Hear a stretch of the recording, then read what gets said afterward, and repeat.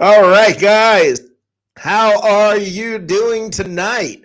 Get ready for a crazy show. This is bound to be a little bit crazy. I have no earthly idea what to expect. We've got all the bells and whistles here. We've got all of the best of both shows, all of the little bits from What's Cooking in the South, and all of the bits from live from the cheap seats. It's the day before the Super Bowl. We have the foul mouth producers.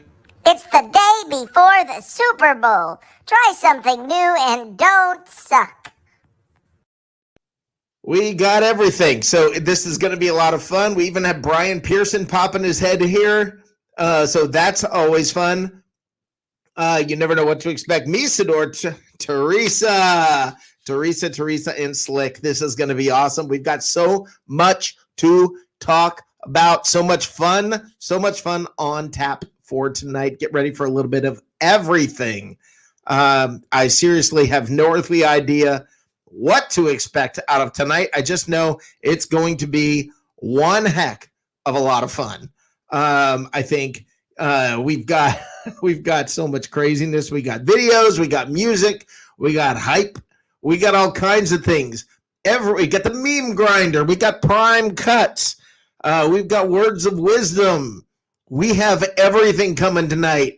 We have stupid Bucks fans say with a twist. And we've got all kinds of things. So just everybody saddle up and get ready for so much fun. I do want to hear from everybody here. I want to hear from you guys. You got the chat here. That's what's open for right now. So let's do this. This is going to be a lot of fun. The chat. I want to hear from you guys. We've got guests coming by. We should be breaking news at some point about whether or not John Lynch has made the Hall of Fame. Hopefully, cross your fingers, cross your toes. That's, I think, the news that all of us Bucks fans are hoping to hear. And that news should be coming down at any moment.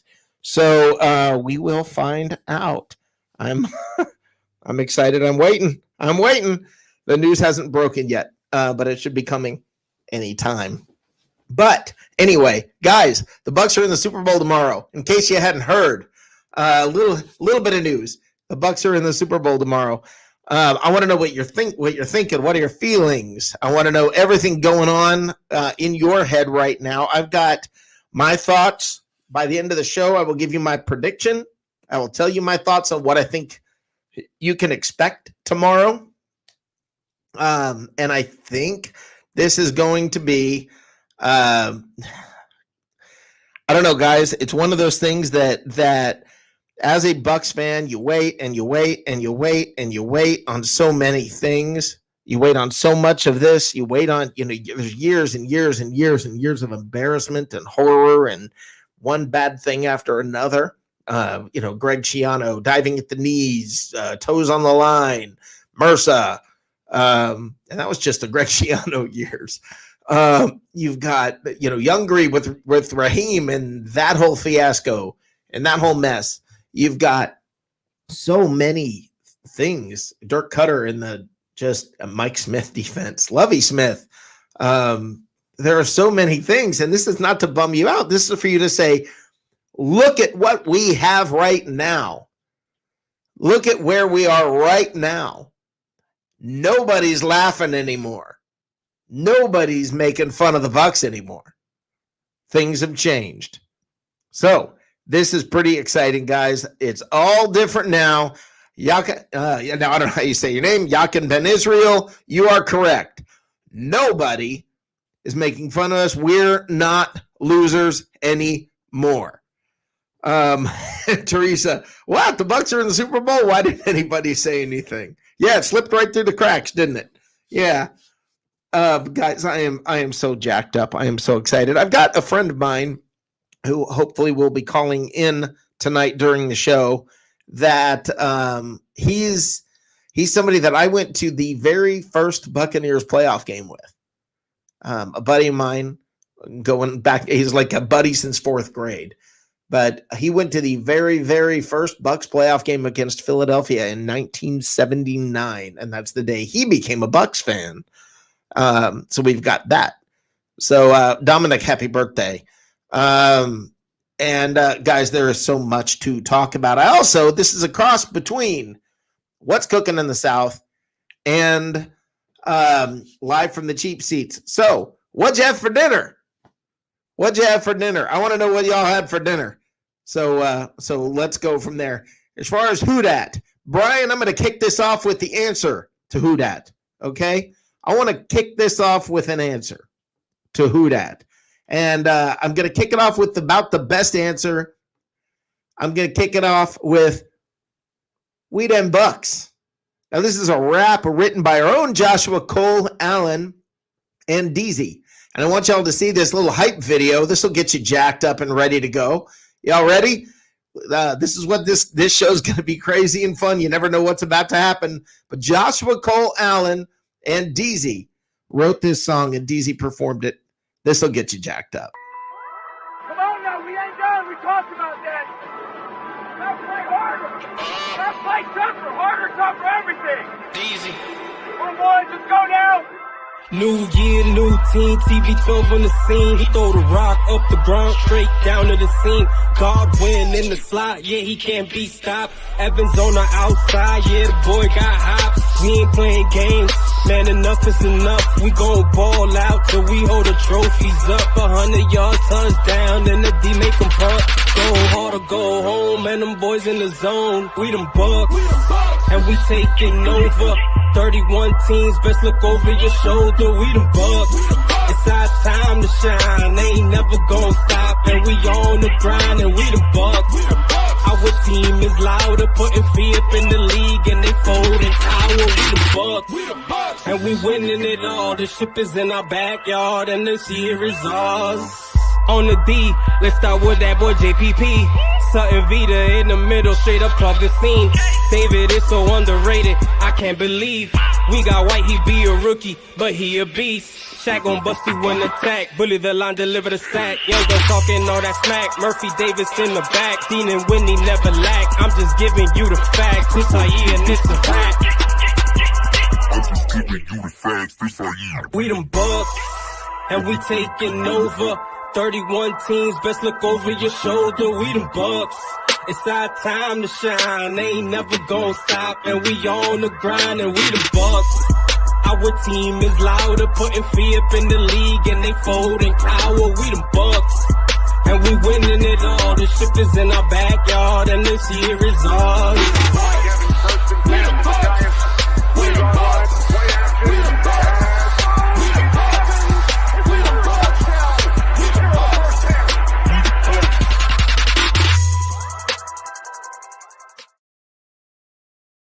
So Brian Pearson, that's who that. We've got, I think, Joshua Cole Allen may be coming by here shortly. Joshua, the guy who wrote that rap. So Joshua hopefully will be stopping by. Now, all the way from the other side of the pond, we're going to bring someone in now. We're going to bring in Slick Probert. Yeah, Probert's what it is. But every time I meet an American, they always say Probert, and it sounds posher. It sounds nicer. It sounds. How you doing, brother? I'm doing great, man. We're on Super Bowl Eve, and my team's in the Super Bowl, so it's always good. It's not good. Super Bowl Eve for you, is it? Yeah, no. No. Technically, you're right, because for half an hour. It is Super Bowl Eve, right? Oh, wait, is it 11:30 there right now? No, it's no. The Super Bowl will kick off at 11:30. Right. So yeah, it's the Super Bowl starts later today for you. Later today for us, but it will finish in the early hours of the morning, which is great, which is all good. And we're used to this because we like it. It's a little bit weird in England right now because we're in full lockdown. That means you can't go to a bar. Oh, wow. Yeah. Wow. In England, you can't go to a bar? I can't go with my best friend who's a Bucks fan. And I basically, a couple of years back, my wife become friends with somebody, and the husbands hung out, and he was like, "What are you into?" And I'm into the Buccaneers, and I'm into football, I'm into the NFL, and he's like, "That sounds really cool." And he got into it, and he started playing fantasy football, and he's like, "I don't know which team to support." I was like, "Mate, you support which team you want." And he went, "You know what? I want to be with you." And I said, "But there's me some years of heartache, mate. There's gonna be some years of heartache." Hey, we may have some breaking news. Hold on here. Oh, Professor Johnny Dean, how you doing? Do we have breaking news? No, I just came on, dude. I was hoping we had breaking news. I was hoping actually, you were bringing the news, brother. I was just coming into the backstage there, and so I could hear you and share the show at the same time. Oh, okay. Yeah, well, surprise. You want me to put you back in the lobby? Yeah, give me about 5 minutes, dude. You got it. All right, later. All right. So he's out of here for the moment. that's okay. I'll keep. He's watching the information on. We're waiting to see about Rondé Barber and John Lynch with the Hall of Fame, and that. Yeah, that's going to be coming any moment here now. Rondé was the guy that when I started playing football, I wanted to play like him because I was a DB. Oh wow! He had a toughness. He had a toughness to him that I was just like, wow. Like he played linebacker, but didn't play linebacker. You know what I mean? Yep. Because he redefined slot. He redefined the slot corner. Yeah, absolutely. And that's what I think, in my opinion, makes him a Hall of Famer. Because who did it before that? Oh, nobody. Well, he has crazy stats. I mean, crazy stats. And I don't know if he's going to get in this time, but he will get in. I can't imagine him not getting in. That would just not make any sense at all. You know, funny things happen with these people who make these picks, and you know, there are people who've gone to the Hall of Fame that have worse stats than him, and that's recent. Oh yeah, and it's not even close. Yeah, there's a lot worse stats. I also know the fact that he was able to adapt his game to free safety. Yep. He's like, I'm not that fast anymore. What shall I do? Oh, I'm really good at reading the game. I'm really good at hitting, and I'm really good at taking the ball away. Yeah, I'm a free safety, and he just did it. Yep. And did it well. Like it wasn't like he was a bad free safety. He was a good free safety. No, he was. He absolutely was. Not echelon or anything like that. But yeah, it makes you wonder that if he were to become a free safety, what would have happened if he decided to go out of the bracket of a slot corner or a corner, so to speak, and became a free safety? Could he have been like a Dawkins or someone like that? I don't know. I don't know that he was going to be better. I mean, I think everything played out perfectly for him in his career. It's hard to look at that career and go, well, if this had happened or that had happened, I think he pretty much, I don't know. I mean, that you talk about pretty much maximizing your talent level and, you know, everything going. I mean, that's about it. You know, one of the things I'm going to do, guys, I think you guys will find this funny. You remember the Fitzpatrick press conference, with the shades and the Letterman jacket. Well, what's going to happen is I'm going into work on Monday if the Buccaneers win, and I'm going to walk in blinged out with gold chains and the shirt unbuttoned and mirrored sunglasses, and I'm just going to walk in and plop down and go, "Don't worry, everybody, this isn't going to change me. I'm going to stay my same humble self." I like it. I love that. And if I were to do it, I would probably do it with the Elvis Presley shades. Yeah, there you go. I'm gonna do mirrored aviators. Is what I think I'm gonna do. Yeah. I think the Elvis Presley shades are pretty much aviators. They're just really thick, you know. Okay. Yeah, I'm gonna make sure that when I do this, it's gonna be I'll come on the air. I promise you, I will come on the air wearing that. Yeah, I like that. Really do. Yeah, that's I like that. Yeah, I mean, my wife has booked the day off work. That just shows how serious this is. My wife does not watch football. My boss, you know, I went to my boss. I said, "Listen, I know the game is kind of. I could work all day and still maybe, you know, probably make it home for kickoff.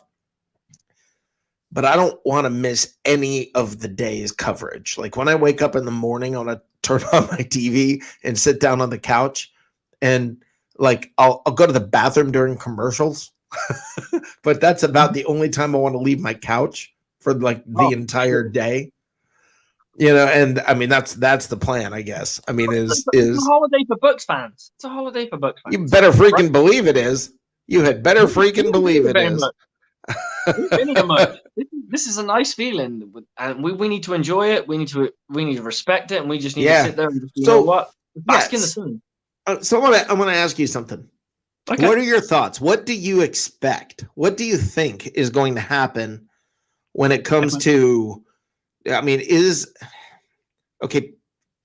Patrick Mahomes has never lost a game by more than 7 points. Mm-hmm. Ever. Okay. Well, I mean that's hard to look at this game. People keep saying, "Oh, they're going to win by 10. They're going to win by 20." I'm talking about the Bucks. I'm a little more hesitant on that. Okay. No, absolutely. And to answer your question, I would say this year specifically, who has he played against that was a top 10 defense? No, I'm talking ever in his professional career, ever, not just this year. Okay, that's fine. Without, obviously, we can't look at it right now because it would take time. But I'm just saying, when was the last time he played against a top 10 defense? Denver. Okay. Twice a year. Last year? No, not last year. The year before, though. But I mean, even as a rookie, he didn't lose by more than 7. That's a crazy stat. It is. I'm just trying to make it sound a little bit softer because you make it sound like I'm just trying to say the reality of. Listen, I'm not saying the Bucks aren't going to win. I'm saying, look, you got to. People saying that it's going to be by 10 or it's by 15 or whatever, being a little right. Bit Give the devil his due. What I'm trying to say is give the devil his due. I'm trying to, at some point you look at him and you go, okay, look, props to the guy, but. Let's. All right, here's my 2 cents worth. Never say never. Oh yeah, no, I know. Has never is different than will never. Yes, okay. Absolutely. At some point, he's going to lose a game by more than 7. Why not now? Okay. Tom Brady lost the game by a ridiculous amount this year, but no, they're in a Super Bowl. Yeah, so I love the fact I had somebody come up today at work and say to me, you can't expect Tom Brady to lose twice to a team in one season. I went, he did to New Orleans. And the guy goes, oh, yeah. And then I went, but he didn't lose 3 times. And the one that mattered when the playoffs came around. And I said, it's not a matter of losing once. It's not a matter of losing twice. It's none of that. The only thing that matters is the very simple fact that Tom Brady in the playoffs is just some kind of a special beast. And I don't know, did you hear Levante David talking about the fact that after the NFC Championship game, Levante David was talking about somebody was crying, and Levante says, yeah, he cried or whatever, but he said he overheard out of his periphery, he heard Brady say to somebody, why the F are you crying? We're not done yet. And oh my God, I love that. That's the difference in Tom Brady. Everybody goes, well, his arm isn't stronger than this guy or that guy, whoever. Doesn't even matter who, right? It's that stuff doesn't matter. It's this that has made all the difference with him. And they always used to say, like, if you played football at a level, for example, if you weren't a particularly athletic player and you played football, but you knew football, right? So you digested the game better, right? It gives you such an edge against everyone else because it allows you to work at a different speed to everyone else. Yep. Tom Brady functions on a different speed to a lot of other people. He reads a game better than anyone I've ever seen. Right. Now, don't get me wrong. When I was a Bucks fan and he wasn't a Buck, I hated his guts. Yeah, me too. Respected the house. Oh yeah, I did too. I recently watched. We have this thing in the UK called NFL UK, and they occasionally bring out a few NFL superstars. They had Cam Jordan, and it was a couple of days ago. I luckily got invited to watch it and stuff. And they asked Cam Jordan, which player pisses you off the most? He went, that piece of shit player on the Buccaneers center. Ryan Jensen. Ryan Jensen. Yeah, because he dismantled Anzalone. Every play I saw, Alec Anzalone's blonde locks were like flowing in the opposite direction they're meant to be flowing. He was just hitting the deck. And I love that. I love that guy. That guy has got an aggression. You ever heard of a band called Simply Red? Yeah, of course. He looks like Mick Hucknall, the singer, but inflated. That's how. By the way, Johnny Dean just did break this news. I guess NFL Honors is having their thing tonight, and Derrick Henry took Offensive Player of the Year, not Aaron Rodgers. No surprise, because now that's not MVP. That's not MVP. But Aaron Rodgers is getting MVP. Simple as that. What's that? Aaron Rodgers is going to get MVP. Yeah, it's just interesting that if Derrick Henry is the Offensive Player of the Year, how is Rodgers getting MVP? Just a question. Yeah, it's a tough one. Hate to bring logic into this, but but they never.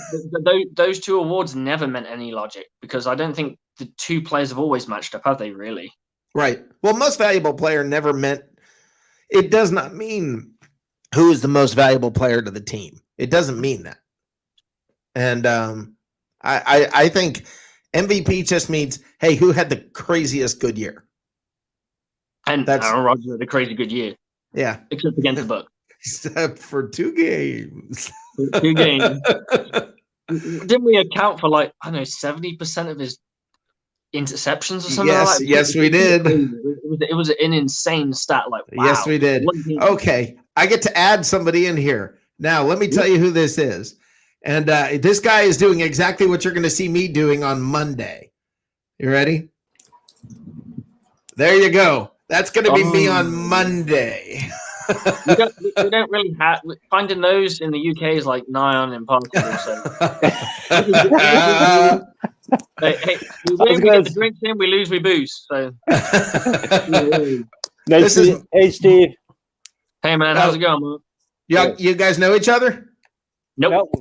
Oh, okay. Okay, awesome. Well, Steve is from the other side of the pond, Mark. I picked up on that. Yes, sir. Okay. And Mark ATL Bucks Goodman is Mark and I have a history in Atlanta going it's games. He put on the most epic tailgates you can ever freaking imagine. I don't remember what the most people we had at one of the tailgates. There was one tailgate one year. It was the Bucks were in Atlanta in the first week of the season, and it was insane. How many people were there? 700. Yeah, 700 people at this tailgate. Now that's how you do a tailgate. You have to understand. Give me a second, guys. I got a son who's just woken up, and he's a little bit loud. Here, I'll put you off. I'll put you back in the lobby for a minute. Okay, so yeah, Mark. I think the amazing thing about that story is you go, wow, 700 people at a tailgate. You got to understand, it's a Buccaneers tailgate in Atlanta. Yeah, that's exactly. the thing that people can't let just go flying by.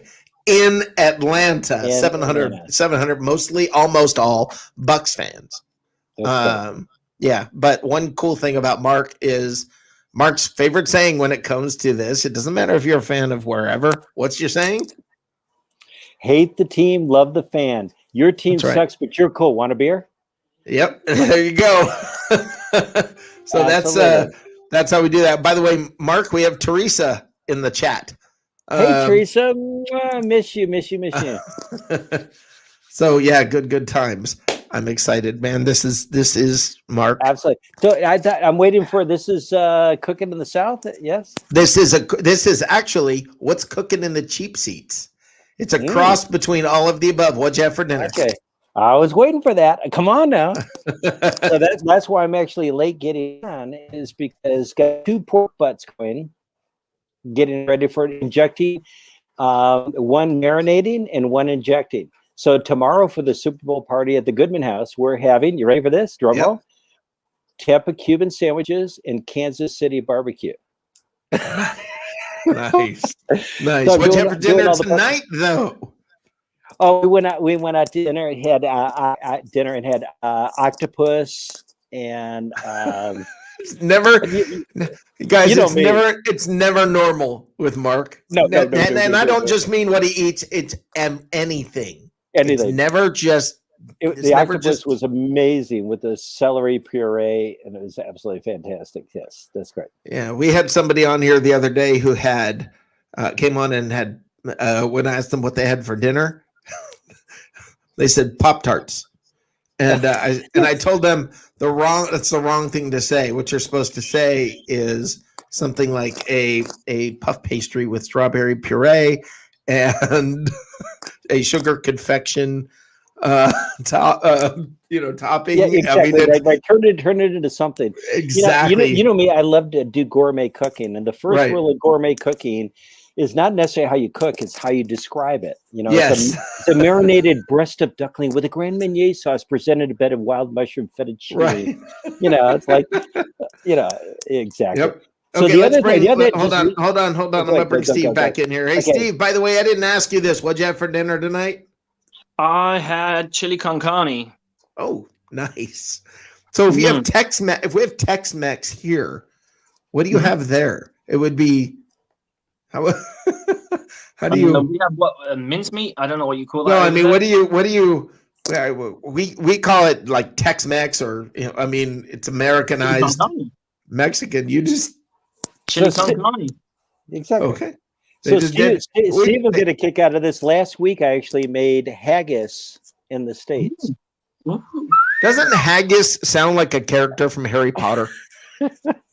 It should, but it is sheep guts that taste. No, I don't know why anybody would purposely eat that, but there's stranger things out there. But what you just said, Mark, about your food, I was listening to it, and I was dribbling. I was like, man, that sounds some good shit. It is, Steve, you have no idea. It was awesome. It was fantastic. Okay, by the way, I want you guys, both of you here, and I want everyone else that is listening right now to please be a part of what you are about to hear. Hey guys, it's Rick Hughes. I'm your host of Live from the Cheap Seats and What's Cooking in the South. I'm here with the Foul-Mouthed producer. And we are here. We want to hear your story on how you became a Bucs fan. We want to hear the details. We want to hear. Give me if you can record a 60-second video or less, right around that time. I want you to just tell me your story. Why do the Bucs mean to you? What they mean to you? Tell me something special about you and how you became a fan of the Buccaneers. You're going to email it to this email address right here, cheapseats.live@gmail.com. I look forward to hearing from you. I want to hear your story, what we're going to do on Tuesday nights at 9, Saturday nights at 9, Sunday nights at 9, right here on Bucs Report. What we're going to do is coming in from commercial breaks and things like that. I'm going to use your story. I'm going to have you share your story with the rest of your Buccaneers family. How did you become a Bucs fan? And why do they mean to you everything that they mean to you? Let me know. Email me at that email address. And I would very much appreciate it. And guys, I'm going to share this throughout the show. cheapseats.live@gmail.com. I want your story. I want to hear your story.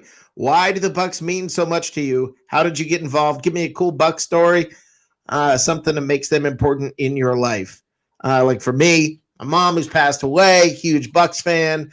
I mean, for me, that's a very, very important thing. I've been a fan since I was 8 years old. Wow. What about you? What's your story? I'm not sure what he's pointing at. I can see what he's pointing at. He's pointing at I'm a huge rugby fan. And me and my you're going to send me this, right? You're going to send me this on video. You can't just tell me now. I need a 60-second video. I can double whammy it, baby. I can double awesome. whammy. That's what I want to hear. Go right ahead. Let me give you full screen for this. Okay.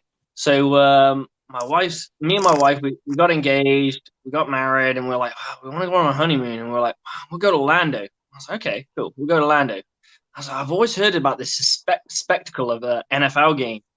So all right, okay, so you want to go and watch some sport while you're over there? I was like, well, yeah, you know, it's pretty decent to see some sport. I don't really get to see it because I can't watch rugby when I'm over there because it's going to be hard to watch. It's hard to watch in this country. It's the see some sport. He wants to see some sport. Some sport, baby. I was like, okay, what sports can I watch? So I think we got tickets to watch Orlando Magic, and then it was the Bucks. And I looked up all the other teams first, and I was like, who's nearest? And I'm Bucks. Okay. Well, we're going to see a theme park over there, so let's double whammy it, and we'll see the theme park. We've got a party out there because we're going to visit some friends, and then we're going to watch the Bucks game. And I was like, okay, so I'm going to go watch a Bucks game, but I don't want to be out of sorts. I want to know what's going on. I'd never watched the sport before.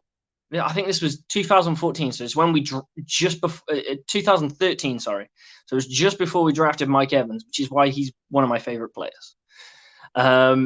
And basically, I was like, I want to know more. I want to know more. I want to know more. And we were quite lucky in England. We had Monday Night Football on terrestrial TV, which means it was free to air. We didn't have to pay for it to watch it. And I just got more addicted. I mean, the Bucks weren't on it, but I still got addicted. And I went back. I went there. And when I walked back, I remember meeting a Saints fan when I was over there at the time. And we've got it. By the way, we need to teach Brian what 60 seconds means. 60 seconds?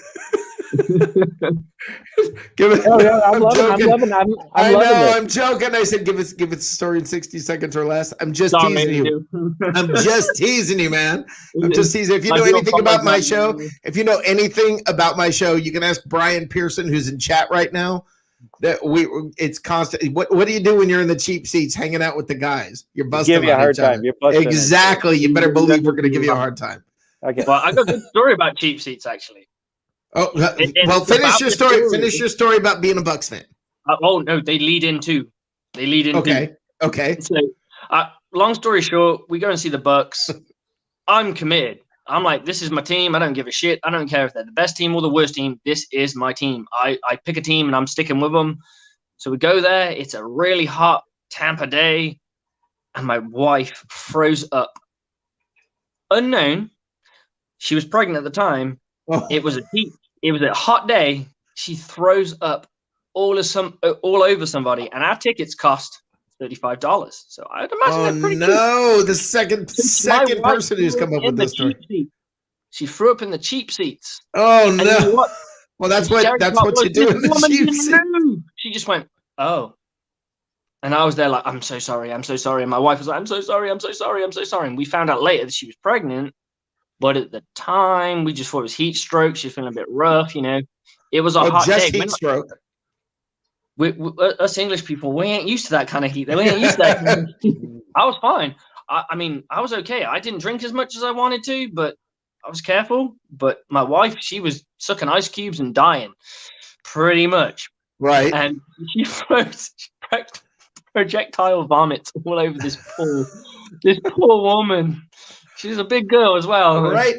She did that. So this was where? In Tampa? At Raymond James. Right about there? Yeah. Right about there? Yeah. You know, of course, Americans, the opposite of being hot is being frigid. And of course, for Steve, you know, for them, obviously not frigid, because the way the story ends it up, it means something totally different over there. Oh yeah. we made that mistake. Oh wow! I've got a guest. Come on, Rick Grabowski. I just put a link in the chat room, Rick. If you can come on here. Oh man, I would love to have you get on here, Rick. So please click on that link. I just think it's amazing that Steve became a fan after all of that. I just. He was stuck being committed. Let me say this real quick. Rick Grabowski. Rick, I really want you to get in here, so please click on that link. Okay, Rick? Sorry. No, go ahead. The worst part was I was walking through Tampa and someone went, "Why are you?" They heard my accent and they went, "Why are you wearing that?" And they pointed out, and I was like, "Oh, I'm a Bucks fan." And they went, I'm really sorry. I wish our team was better for you. And I was like, okay. Shit. I'm really We say that to each other. We all say that to each other. I'm a Bucks fan. I'm sorry. I'm also a Tottenham fan, and I've got an American accent. Oh, yes, he is. Yes, he is. I can tell you this. I got dragged to a restaurant, bar, place, sports bar in the Atlanta area just so we could watch some game, some team I'd never heard of. I'm like, yeah, fine, I'm whatever. Okay, I'll watch it. I'm not a big fan of soccer, to be honest. I'm more of a rugby fan. That's awesome. But, who's your favorite Spurs player? Kane and Son, yes. But I've been to an English rugby game as well, and it was incredibly interesting. It was a blast. It was a lot of fun. It is different. It is very different. Hey, guys, I have to put, okay. I've got to add somebody here. Please, cool. Come on. Oh, no, they were here. They just disappeared. They just disappeared. Doggone it. So let me tell you why I'm wanting this guy in here, why this is important to me. Okay. I went to the first Buccaneers playoff game in 1979 with this guy. That's awesome, man. Okay. And his son was just on, his son was just in the lobby for just a moment, and he's saying, how do we get in here live? That's how long I've known this guy. Oh my God. I wasn't even born then. I can't even imagine. Oh yes, you were. So I'm pretty excited about it. I'm really hoping that Rick ends up in here. But yeah, yep. Rick Grabowski, who sounds like a tight end, if you ask me. But you know, yeah, it's the ski. It's about the ski. You got a ski in your name. You got to play tight end, baby. That's right. That's right. So I'm sorry that I was interrupting your story. I was not meaning to. It was just I'm excited. It was one of those. Holy cow! I've been wanting this guy on the show since I started. And you know that's just one but you've told me that about Steve all along too, so you know I'm excited. No, listen, Steve's been on my show before. This is not a first. This is not a first today, baby. This is the fourth time I think now. Okay, you guys want to have a little bit of fun? I'm game. Okay, I'm gonna bring out this little segment called the meme grinder. Now let me tell you what it is. We have different memes. Sometimes they're funny. Sometimes they're serious. They can be anything NFL related. They could even maybe not be NFL related. It's basically the most recent memes that we have. Oh, let me add Caleb for this also. Okay, Caleb Grabowski. If his camera's working, Caleb and Rick. There we go. Okay, so Rick Grabowski. Go Rick Bucks! in the back there. Go Bucks. Go Bucks. Go Bucks. Woo! All right. So here is the deal. Now, this is Rick has been my friend since fourth grade. Okay. That's Rick with the number 40 on. Very, very long time. This is Caleb, his son. This is generations of Bucks fans. And I was there the day Rick became a Bucks fan. Wow. There we go. More. They're all in together. You got 3 generations of Bucks fans. Hold on. Let me put you guys full screen. Two generations. 2 generations. Yes. This is how you do this. Now, well, you can't tell with the beard, you know. You know, apparently, yeah, you have all the hair. No one Matthew, knows. you have all the hair. Rick certainly has no hair, and Caleb's out there he's got the cool hair in the middle, you know? So, yeah, this is cool. Rick, I want to just bring up the story real quick about 1979. You and I go into the big sombrero, sitting on those metal benches when it was, who knows how hot it was, where you can smell bacon from people's thighs on the metal benches. But we sat there. You were not even a Bucks fan, and you came to the game with me. You're like my best friend in fourth grade. Jumped in here. You come to the game. He went with him. It's one of the first games. Hold on, let me mute Mark. Hold on. Okay, so Rick, you were, I believe, a Dallas Cowboys fan at the time. Yep. Wait, what? Yes. Yes. Yes, he was a Dallas Cowboys fan, and then don't worry, the Bucks didn't exist at that point. Yeah, the Bucks. The Bucks didn't exist. Wait, I'm learning this. Listen, I was a Minnesota Vikings fan and a at the time St. Louis Cardinals fan. So, I mean, the Bucks didn't exist. So the Bucks came around. 3 years into it, I told Rick, I'm going to the. I become this huge Bucks fan, and I'm telling him, "Come on, man, you gotta go." 3 years into it, I told Rick, I'm going to the. I'm getting feedback. Can you guys turn down the volume? You gotta go. Yeah, can you guys turn down the volume, Caleb? We're getting feedback. There we go. There we go. Can you still hear me? Yeah, we got you. Sorry about that. That's all right. So your dad says, okay, fine, I'll go to this game with you. And so he comes and hangs out with me, and we go to the game. We are in literally the very top row of the big sombrero, the very top row in the corner of an end zone. You cannot get worse seats. Okay, it was worse. Yes, they were the worst possible seats. Corner of the end zone, very, very, very top row. And when we left there, he was a Bucks fan and hasn't changed since. That's right. So, yep. What Philadelphia game, the playoff, very, very first Buccaneers playoff game ever. Yeah. So cool. Yeah. So yeah, your dad, your dad. That's I've known your dad for that long. Yeah. And much like tomorrow, nobody expected us to win that game either. That's right. That's right. Let's so go. And now what do you guys expect? Rick, let me ask you, what do you expect out of tomorrow? What do you seriously, when you think about it, what do you expect? Honestly, I don't want to get overconfident, but I feel like our defense has controlled. Has played well enough to control this game tomorrow. I feel like our defense is going to show up strong. And if Ronald Jones has a couple big runs, I think he's the key. He's just got more spark than Fournette. So if Jones can get a couple big runs, the defense plays like they can, I think we can do this. So not even Tom Brady being included? I don't think Tom Brady is going to be the deciding factor in this game. Okay, it's funny that you say that. And I saw, by the way, while you were talking, Steve Slick Probert, who's there, by the way, overseas, he's in England. He's given us the thumbs up on everything you're saying. He agrees, I think, with what you're saying. And Rick, I believe the same thing. I believe the MVP of the game is going to be a defensive player from the Bucks again. Would not shock me. It wouldn't shock me if it's Devin White at all, or one of the linemen for harassing. If somebody can harass the living daylights out of Mahomes, I think that's going to make all the difference. So I don't know. We will see. It also has a shot at being playoff Leonard Fournette.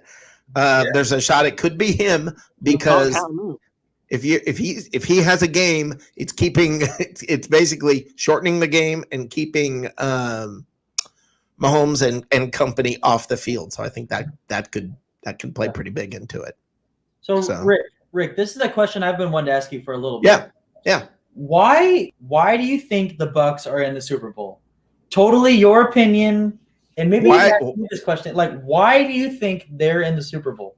Why do I think? Like, what got them there? Like, what got them there? Because I can't figure it out. I got this. I actually have this, and I talked about it a little bit earlier. I don't know if you heard the conversation. Like, if you heard what Levante David said about they had just won the NFC Championship game, and he heard one of the other players was crying. He was so excited and so happy, and Levante David said he was even tearing up and crying, and he heard off to the side Tom Brady say, "Why the F are you crying? We're not done yet." That's why we're in the Super Bowl. He changed the mentality of this organization from the ground up. Is excellence, short of excellence, we're not interested in anything short of winning the Super Bowl. Great. We won the NFC Championship. Big deal. Hooray. Now let's go do what we came for. That's why. It's not Tom Brady's arm, which is great. It's not Tom Brady's arm. It's Tom Brady's attitude, mentality, and his drive for excellence. That's why they're in the Super Bowl. Yeah, totally agreed. Yeah. Well, and it doesn't help with his resume that the younger players buy into that. Yeah. Yeah. No, I agree completely. But you've got to keep in mind, he did this from the beginning, from the get-go. He changed the organization in New England. And for the longest time, we were like, is it Brady? Is it Belichick? Is it Brady? Is it Belichick? Question answered. You know, because he's turned Tampa. He's turned Tampa into New England. He's turned the Bucs into the Patriots. I mean, do you think it's Tom Brady's leadership that has got this even defense? Can I say? Yes, no, there's absolutely right. Absolutely. So, Caleb, you are dead on correct. And I wrote an article about this on Bucs Report earlier this year. Tom Brady is, in essence, the leader of the defense. Listen, nobody on this team wants to let him down.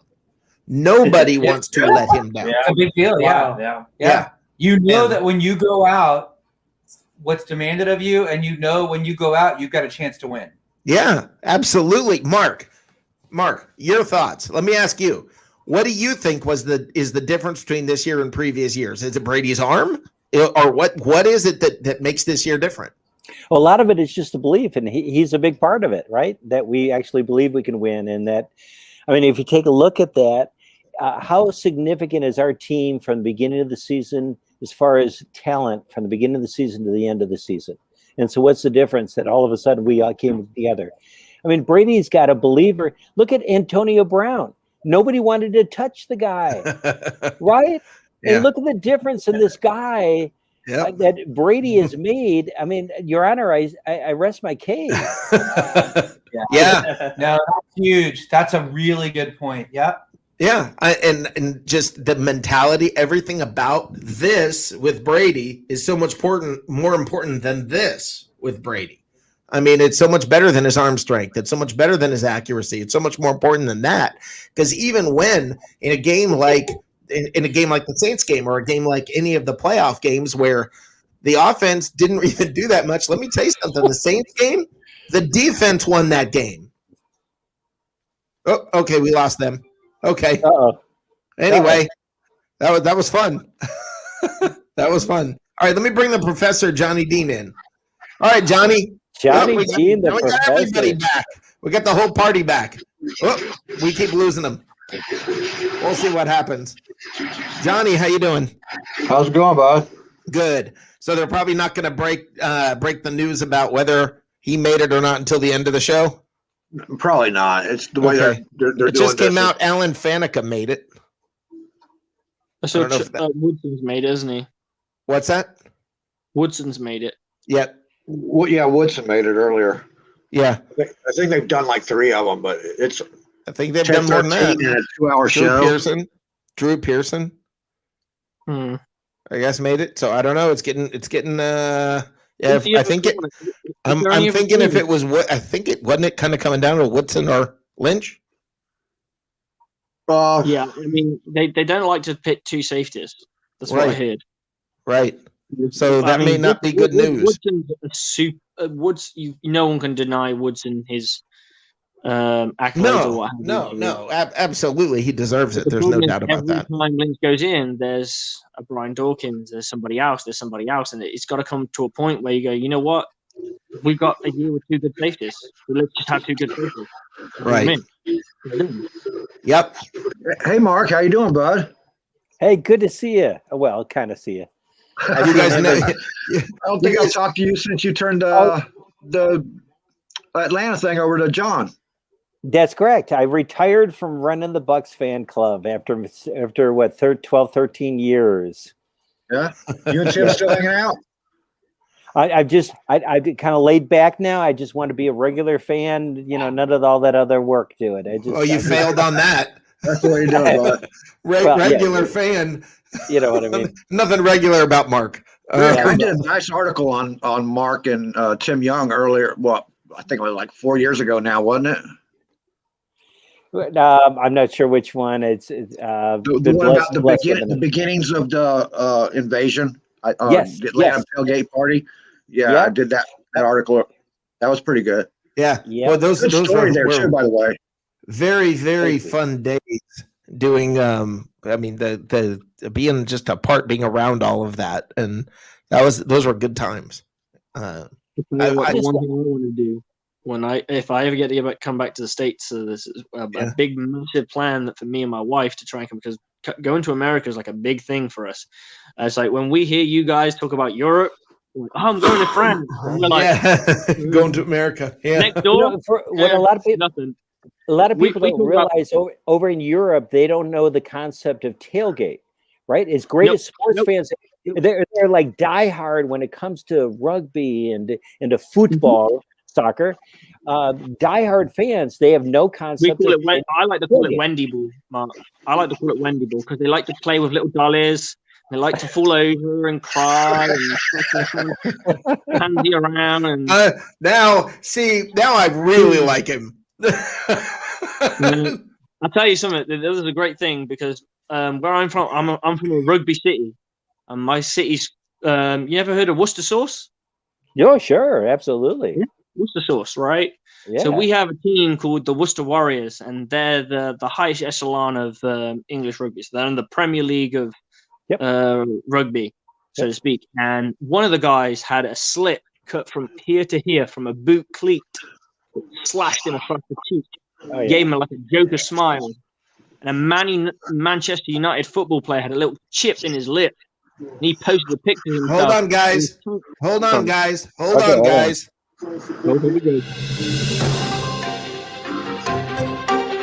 Breaking news. 49ers GM, 9-time Pro Bowl safety, John Lynch has been elected to the Hall of Fame. Oh, my God. Yes. Number 47. Oh, it's about time. He's been sitting on the edge for how many years? 2 minutes ago from the San Francisco Chronicle. That is great news. That is great news. And I got good news too. So see where I get my Packers? Oh, hey there. My daughter. Hey, how about those Packers? I raised her to love football. For you guys know, I raised her to love football, but I didn't feed her enough cheese, and she became a Packer fan. That's okay. This year we can talk all about that if she wants to. You're going to talk about being a Packer fan. No. She said no. Exactly. Oh man, that's anyways, yeah. we're sitting out in outside with a little campfire out here in Atlanta, freezing our butts off. So anyways, we're going to say bye for now. Love you guys. Have a great night. Bucks. It'll be a great day tomorrow. Go Bucks. All right. Good seeing you, Johnny D. Take care. Steve and all of you. All right. Have a good one. Later, Mark. Bye-bye. All right. Just in time for us to add Tyler Bradshaw.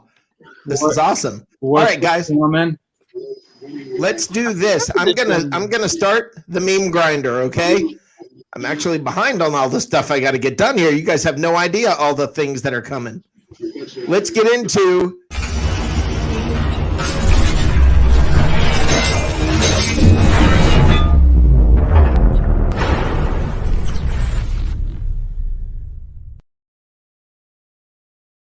all right, the meme grinder is memes that they can be funny, they can be serious, they can be pretty much anything. They can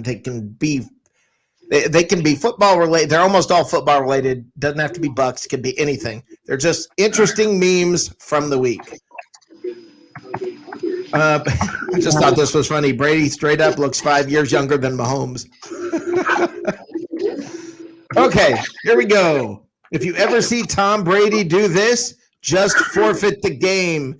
If you look at the top one, 20-0. Look at the bottom one.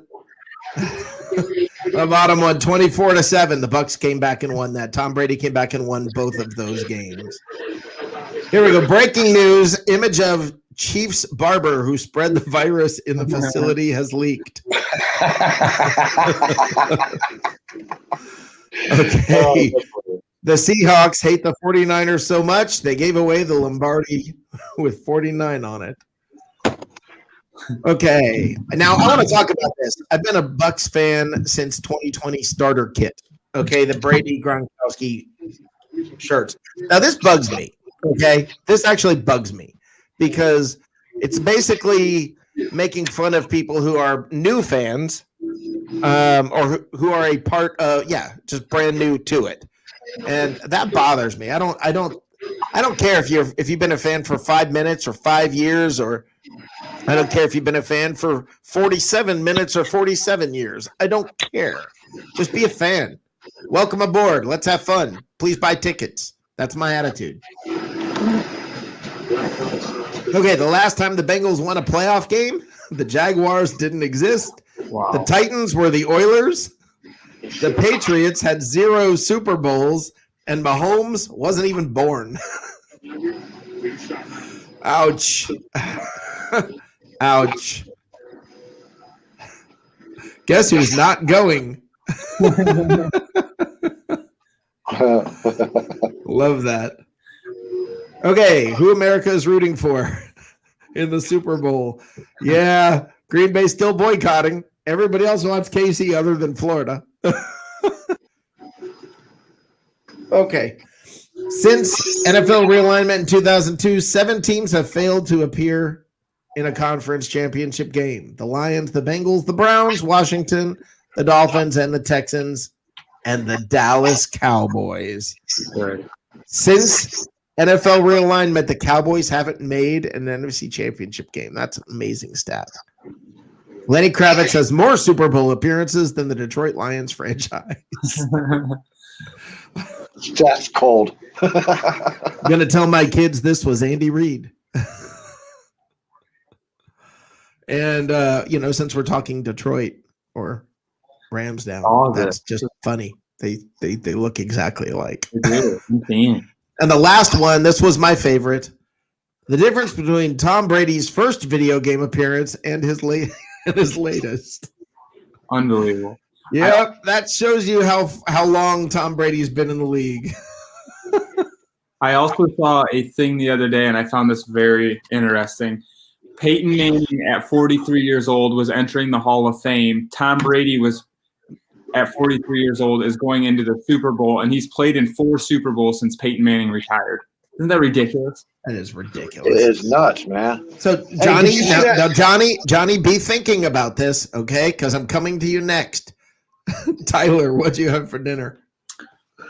Oh gosh, what did we have for dinner? Oh, we ordered just a restaurant that's nearby us. We had them deliver some food. I had it's called a bison burger with 5-year aged cheddar and some smashed, not mashed potatoes. They're like the little potatoes and they're smashed. Oh, okay, that's awesome. That's awesome. Johnny, what'd you have for dinner? Mine was easy, but I really wish Matt Colson was on here tonight for this one. What'd you have? I had Twinkies, dude. Yeah.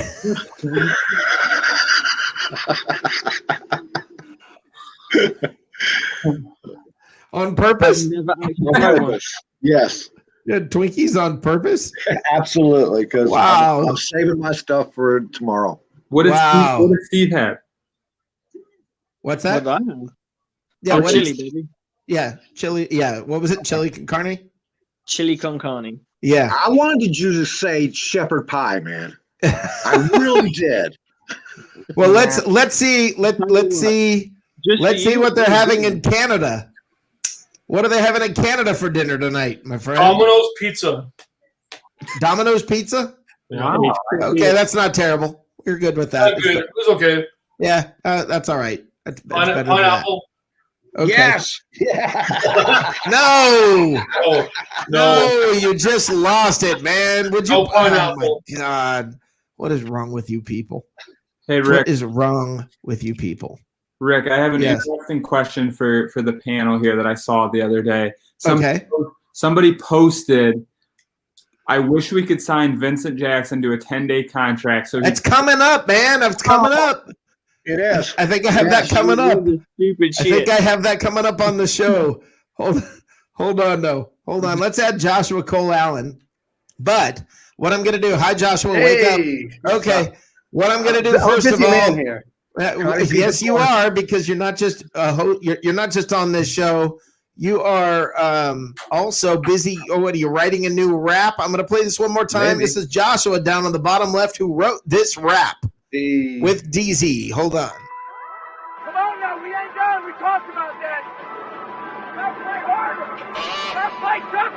top for everything. Easy. Come on, boys, let's go now. New year, new team, TB12 on the scene. He throw the rock up the ground, straight down to the seam. Godwin in the slot, yeah, he can't be stopped. Evans on the outside, yeah, the boy got hops. We ain't playing games, man, enough is enough. We gon' ball out till we hold the trophies up. 100-yard touchdown, and the D make them pump. Go hard or go home, and them boys in the zone. We them Bucks, and we taking over. 31 teams, best look over your shoulder. We them Bucks.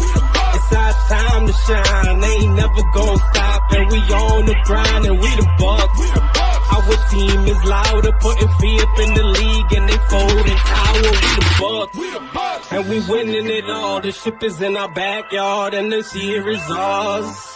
On the D, let's start with that boy JPP. Sutton Vita in the middle, straight up plug the scene. David is so underrated, I can't believe we got White, he be a rookie, but he a beast. Shaq gon' bust you in attack, bully the line, deliver the sack. Young gun talking all that smack, Murphy Davis in the back. Dean and Whitney never lack, I'm just giving you the facts. This our year and it's a fact. I'm just giving you the facts, this our year. We them Bucks, and we taking over. 31 teams, best look over your shoulder. We them Bucks. It's our time to shine. They ain't never gonna stop, and we on the grind, and we the Bucks. Our team is louder, putting fear up in the league, and they folding power. We them Bucks, and we winning it all. The ship is in our backyard, and this year is ours. We them Bucks. We them Bucks. We them Bucks.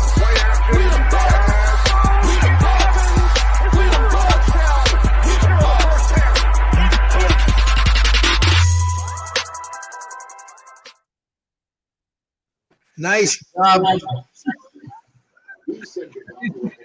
Joshua. Thank you. Well done. Well done. And while that was playing, some breaking news. Play the breaking news bomb, Rick. If this is John Lynch, you're late. I mean, it's been expected, but it just got announced. I announced it 10, 15 minutes ago. It just got announced. It just got announced on Pro Football Hall of Fame 1 minute. Oh, okay. Well, 15 minutes ago it got announced to the San Francisco Chronicle. Yeah, it's been expected. You're old news, buddy. It's been expected for a while. Yeah, I'm glad. I'm excited to hear it. I am excited. But it's officially official. Yep, that is awesome. Official.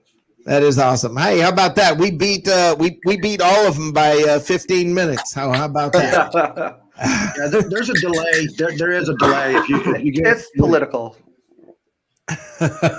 Well, I'm excited. I am excited about it because John Lynch is my favorite Buck, and it makes me very, very happy to know that he's in the Hall. Now, speaking of Bucks from back in the day, and by the way, we're going to get to this because I have no earthly idea how this is. What the heck he's thinking? You can sign a defensive end to a 10-day contract. Geez. Peter Griffin from Family Guy. Why would we do that? So we could beat you worse? Beat you with cartoon people, Brian? Hold on. I'm going to play one thing because speaking of Bucks legends like John Lynch, let's play this. Number 99 in your program, number 1 in your heart. Hey, Bucks. Martin Gramatica here. Congratulations, Bucks. Derek Brooks here. This is Monty Kiffin. This is Brad Johnson. Joe Jurevich is former wide receiver on that Super Bowl 37 Buck team. This is Q here. Former Super Bowl MVP, Dexter Jackson. This is your boy, Michael Pittman. What's up, fellas? Mike Allstad here. Take a moment, enjoy it, soak it all in, and then do us all a favor, man. Go out and win the damn game. Having played in this game, you have an opportunity to be a legend. There's only one way to be legendary, and that's by doing legendary. So I expect you guys to go out, capture your moment, and bring us home a damn Super Bowl. Good luck, guys. I would rather not be here than to lose. Go handle the business. Mark it for history. What a great season, but we have one more game. Do not wake up on Monday with any regrets, guys. 60 minutes to make history. No one in this room, players, coaches, support staff, is satisfied with just getting there. It's all about bringing home that hardware, and I know we can do it. There's three sayings we used to have. Play hard, play fast, and play together. Play hard is right here in the heart. Play fast. Whatever you run a 40-yard dash in, run a little bit faster today. And play together as a team. Go Bucks. Preparation prevents a poor performance. I know you'll be prepared, so let's win another one. Live in the moment. This is something you always remember. It's a commitment you guys have made to yourself. It's It's what you guys have been trying to accomplish all season long. It's about now, this year, this team, this moment, this Super Bowl. It's yours. It's yours for the rest of your life. Let's go out and kick the Chiefs behind and bring it back home for the city of Tampa. Childhood dreams, not only for you, but for your families, for your kids. It is life-changing. To do it in a city like Tampa is great. Finish what you started. Punch them right in the mouth. Do your job and dominate your man. If you do that, you'll be on the ultimate stage in sports. Play hard, but more importantly, man, have fun. Best times of your life. Enjoy it. You know, bring it home. Bring it home, man. All of us old Bucks are proud of you guys, and let's do this. Go Bucks. Make it happen, boys. We wish you the best. Go Bucks. Vamos, carajo, que hay que ganar. Have some poise in the noise. No excuses, no explanations. I know we're going to get it done. Go Bucks. Raise those flags. Who's ready to run through a wall right about now? I'll tell you what, Monty got me the most jacked up out of everybody. Me too. Yeah. Me too. I love seeing Jared Vicious in there, man. Hey, let me do this. Steve, I'm going to have to clear you out. I got to make some room. We got some folks wanting to come in. I'm going to go ahead and clear you out, Steve. You got any last words? No. That sounds a little ominous. Let me rephrase that. You know, today for you is Super Bowl day. So what do you got to say on your way out the door? On my way out the door, I'm going to say, good luck, Bucks. Let's kick some ass. And let's win a fucking championship, baby. Woo! It's the Super Bowl. I don't even care about the language. Awesome. Way to go, Steve. Way to bring it. Have a good night. Have a good night. All right. He brings his passion anyway, bud. What's that? He brought his passion. Yeah. Definitely brought. All right, hold on. Let's add the dude. Dude, John Lynch made it. The Bucks are in the Super Bowl. Holy crap, man. Yes, sir. So I guess I don't need to tell you that, huh? No, I actually 15 minutes before it was on CBS, I broke it here. I got it right from the San Francisco Chronicle. 2 minutes after they announced it, I was able to break it here. And they beat CBS by like 15 minutes. Well, it's a show, so. That's awesome. That's awesome. What we got tomorrow is the Super Bowl. What? I hadn't heard. I'm going to politely bow out this evening because we got to put up some content. But I do want to point out in that last video, why is it that Joe Juravicius looks like a shaved version of the Unabomber? I saw the same thing. I thought he got hit pretty hard in his career. I was like, uh-oh. I thought he looked good for his age. He got hit in life. Yeah. He took a lot of hits, man. That video right there shows you the effects of living in Cleveland. All right, guys. Enjoy the show. Thanks, man. Thanks, dude. All right, let's bring in Steve. Steve Glasker. Welcome to the show, buddy. What'd you have for dinner? Hey, guys. What's going on? Nice talking to you. I've had, thanks to my lovely girlfriend. We can barely hear you, brother. Oh, can you hear me better now? Yep. Awesome. Hey, I had, thanks to my lovely girlfriend, I had a vegan pasta. Yum. Did you say a vegan pasta? Yes. Okay. Awesome. Joshua, what'd you have for dinner? My beautiful wife made me some homemade chicken fingers, mashed potatoes, and corn with a biscuit. Got to risk it for the biscuit. Awesome. Oh, that's appropriate. That's appropriate that you had a biscuit. I'm good with that. Absolutely. Awesome. We all need to have a biscuit tomorrow in honor of. Hey, I will. Real quick, what she doesn't know is that before, when I knew there was going to be vegan pasta, I ran to Jack in the Box.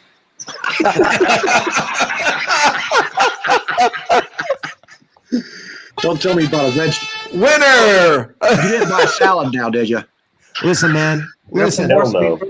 Listen, man. You show me a guy that's a vegan, and I'll show you a guy that's trying to sleep with a vegan. Okay. That's how that works.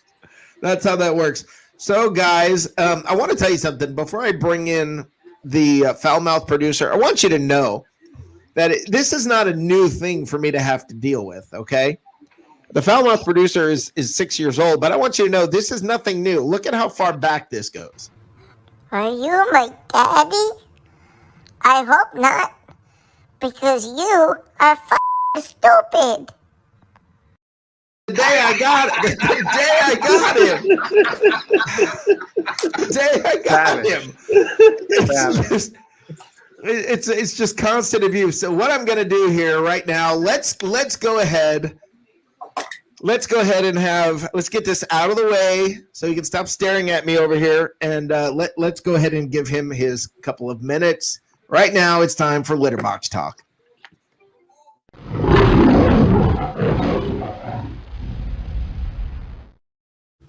Hello, b****s. Whoop, whoop. How are you? It's Super Bowl time. It's time to kick some Kansas City ass. Okay, this is it. No more around. No more games. No more talking. God, if this guy would just shut up and stop hosting this show. Listen, this team is a special team. This offense is a special offense. Have you seen anything like it? It's like a all-pro team at every position. And then the defense? Are you kidding me? Are you seriously kidding my ass? Look, Tampa's going to destroy and dismantle the Kansas City offensive line. They are a piece of shit. Read my whiskers. Kansas City sucks balls. Okay, is that clear? Now, let's get about the rest of the game. I think it seems pretty obvious to me that a defensive player will be the player of the game, the MVP, the most valuable pussy. So let's be clear. Tampa is going to win. They are going to win big. And all of you doubting it, you motherfuckers who doubt it, you're nothing but scaredy cats. Step up, fellas. It's time to win. Go Bucks. Go Bucks. Damn it. Go Bucks. Hey, at least he and I agree. At least we agree on who's going to be the MVP. He's extra foul this week. What's that? He's extra foul this week. Oh, Fired up. I got to deal with it all the time. I'm telling you. Monty got to him too. Monty got to him too. I'm telling you, man. I'm telling you. It gets me jacked up. It gets me excited. I mean, that's pretty awesome. That's pretty awesome. Now, Joshua, I have, and I want, and I hope Joshua can stick around for a little bit because we have a surprise coming a little closer to the end of the show that I want Joshua to hear. Joshua is featured in Prime Cuts, so I want you guys to. We'll keep him around for this. So let's do this. I want to go around the horn real quick. First of all, Tyler, let's start with you. Tyler, give me your overview on what you think's going to happen tomorrow. What do we have to look forward to? Yeah, again, I think it's going to be a game that's won in the trenches, and unfortunately for the Chiefs, they're missing a couple key pieces there. I think we're going to get a lot of pressure on Patrick Mahomes. I think there's going to be a couple huge defensive plays made on Tampa side that really swings the game in our favor. And like I said on Jacob's show, I'm going to keep it short and I'm going to make a prediction so we can get to other people. I'm going to say 34-27 Bucks. Okay. Wow. 34-27. Okay. Let's we lost. Okay. Hold on. I think Mike DeRoche, maybe he finally escaped from the room. I'm not sure. Okay. Let's go to Joshua. Joshua, tell me what you expect in the game tomorrow. You don't have to give a score. You can save it till tomorrow if you want. I'm going to save it for tomorrow. But pretty much exactly what Tyler said. It's going to be a game of pressures. I've been preaching that all week. Pressures from the defensive side on Patrick Mahomes with that line, and then pressures from the offensive side being able to contain Chris Jones, Frank Clark, Derek Nundy, and the likes of the Kansas City defense. If they can do that, they'll have a pretty good chance. Time of possession is going to be huge in this game. Run the ball hard, run the ball often with the combination, that thunder lightning of Leonard Fournette and Ronald Jones. And also, you just got to make sure we're protecting the ball. I mean, enough can't be said about that. This Chiefs team can make turnovers and make plays. We know how good Tyrann Mathieu can be in that back end. I like the matchups across the board with the wide receivers against the cornerbacks, so I think they'll be able to take advantage of a lot of mismatches there. It's going to be a fascinating game, and I think if you can get to Patrick Mahomes watching that game in Week 12, they got a lot of pressure to him. They couldn't close a lot of the times, and it's going to be making sure you're closing in and you're wrapping up and you're tackling them. Don't let them roll out and get that extra few yards, but it's also going to be a point of emphasis to make sure you put consistent pressure on him and obviously play good coverage, because with that, you're going to be able to take away the deep ball that he loves so much and force him to throw underneath, force him to throw over the middle, and not necessarily a bend, don't break like we saw the last two games against the Packers and the Saints, where they kept everything in front of them, tried to hold them to field goals because this Kansas City team is too good, but just a very disciplined, smart football, and you're going to come out with a victory. And hearing how Joshua talking about Tyrann Mathieu is very good in the back end, you will understand why why he's featured in Prime Cuts coming up. Oh, geez. So, Joshua, Steven, I want to know from you, what do you expect tomorrow? What's it look like to you? Well, I'm really excited, guys. I'm looking forward to the game. I'm kind of like what Skip Bayless says. I never bet against Brady. He's the one man in sports I never bet against. And the fact that he came here to a phenomenal team, I'm super excited for Tampa, but he spoke everything into existence just based on the things you talked about before, Rick, with the team members, where I guess White was upset about not making the Pro Bowl, and he said, I didn't come here for no effing Pro Bowl. I got a bigger bowl in mind. He just spoke everything into existence. And so when he's that laser focused, I don't bet against him. Plus, after watching the Green Bay game and seeing the speed, everybody talks about JPP and Shaq and how hard they tackle and the sacks they get, but that is a fast defensive front. I mean, those guys got some serious speed, and I respect KC, but they're missing two of their best offensive tackles, and our guys are just stronger and faster than their guys. I truly believe Imagine that. having to deal with Vita Vea and Ndamukong Suh and JPP without two of your tackles. People don't realize Unbelievable. People don't realize how effective Vita Vea is because you don't see him in the backfield sacking quarterbacks. He's an absolute monster. Yeah. And it's ridiculous. And he wasn't in the first game. Aaron So. MVP. He wasn't. Aaron Rodgers was named NFL MVP. Oh, good. Okay. Good for her. And don't listen to Mike DeRoche in the comments. Antonio Brown has not been ruled out. Mike, what the heck? He has not been ruled out. He's good to go tomorrow. He's gonna play. Joshua hit on one thing that's very important for tomorrow, and that's run the ball effectively and run the ball often. The best way to take Mahomes out of the game is keep him off the field. That's the best possession. TOP. All right. The money line is 3 points, right? Right? Yes. Yeah. No. 3.5, right? 3.5, and it had gone to 5. Well, here's a nice little stat for that. Kansas City is 1-9 against the money line. Nice. Okay. Now, see, I think another record's going to be broken when you talked earlier, Rick, about how Patrick Mahomes has never lost a game by more than 7. My score is 38-28 Bucks. I think I'm going to lose by double digits. He's never lost a game by more than 7. That's insane. Wow. I know he's never lost a game by more than 7. That's just amazing. But and by the way, Mike DeRoche lost to Tom Brady. Yeah, Mike DeRoche, I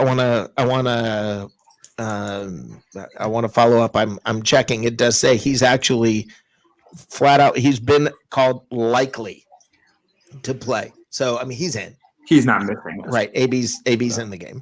So hey, do we know if Brate's playing? Because Brate was supposedly having some back issues. He'll play.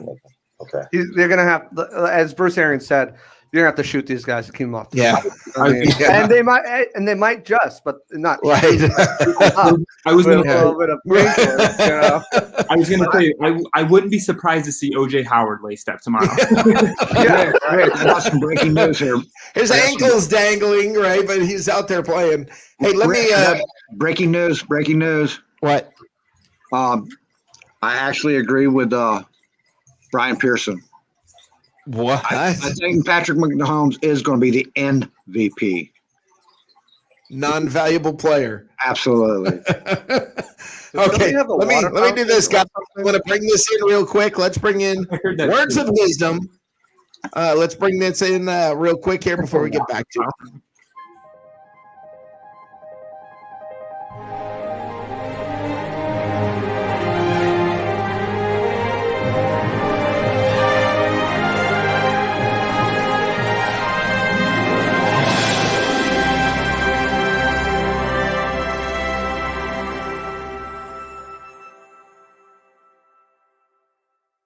Yakshimash to fans of the Tampa Bay football team of America. I am happy to tell you that I am here for Super Bowl big party and football championship game match. I am here as a fan of Tampa Bay Buccaneers and most supreme passer Tom Brady and his wife. Tom Brady not have limp arm that hang like wizard sleeve. I'm here to root for Rob Gronkowski, for he is from the motherland Europe. He blocked the Native American chiefs and catch the ball. He a great ball man. He good with balls.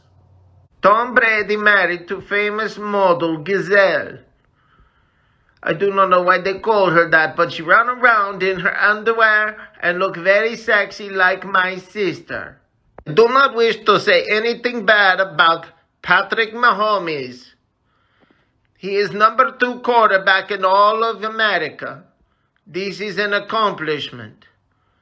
It is more than Drew Brees can say. I'm also a fan of Ronald Jones, the victim of loudness. I am a big fan of him and think him and Peter Blake should be friends and pals and buddies forever than bosom. For now, I say hip hip hooray for Pirates from Florida, and I say go Tampa in the Bay, Pirates in the Bay, go. Fire cannons, boom, boom, boom like sexy time, you know? I must go now, for it is time for Guamki and Championship. Go Buccaneers, and thank you for your time, America. In Tampa, USA.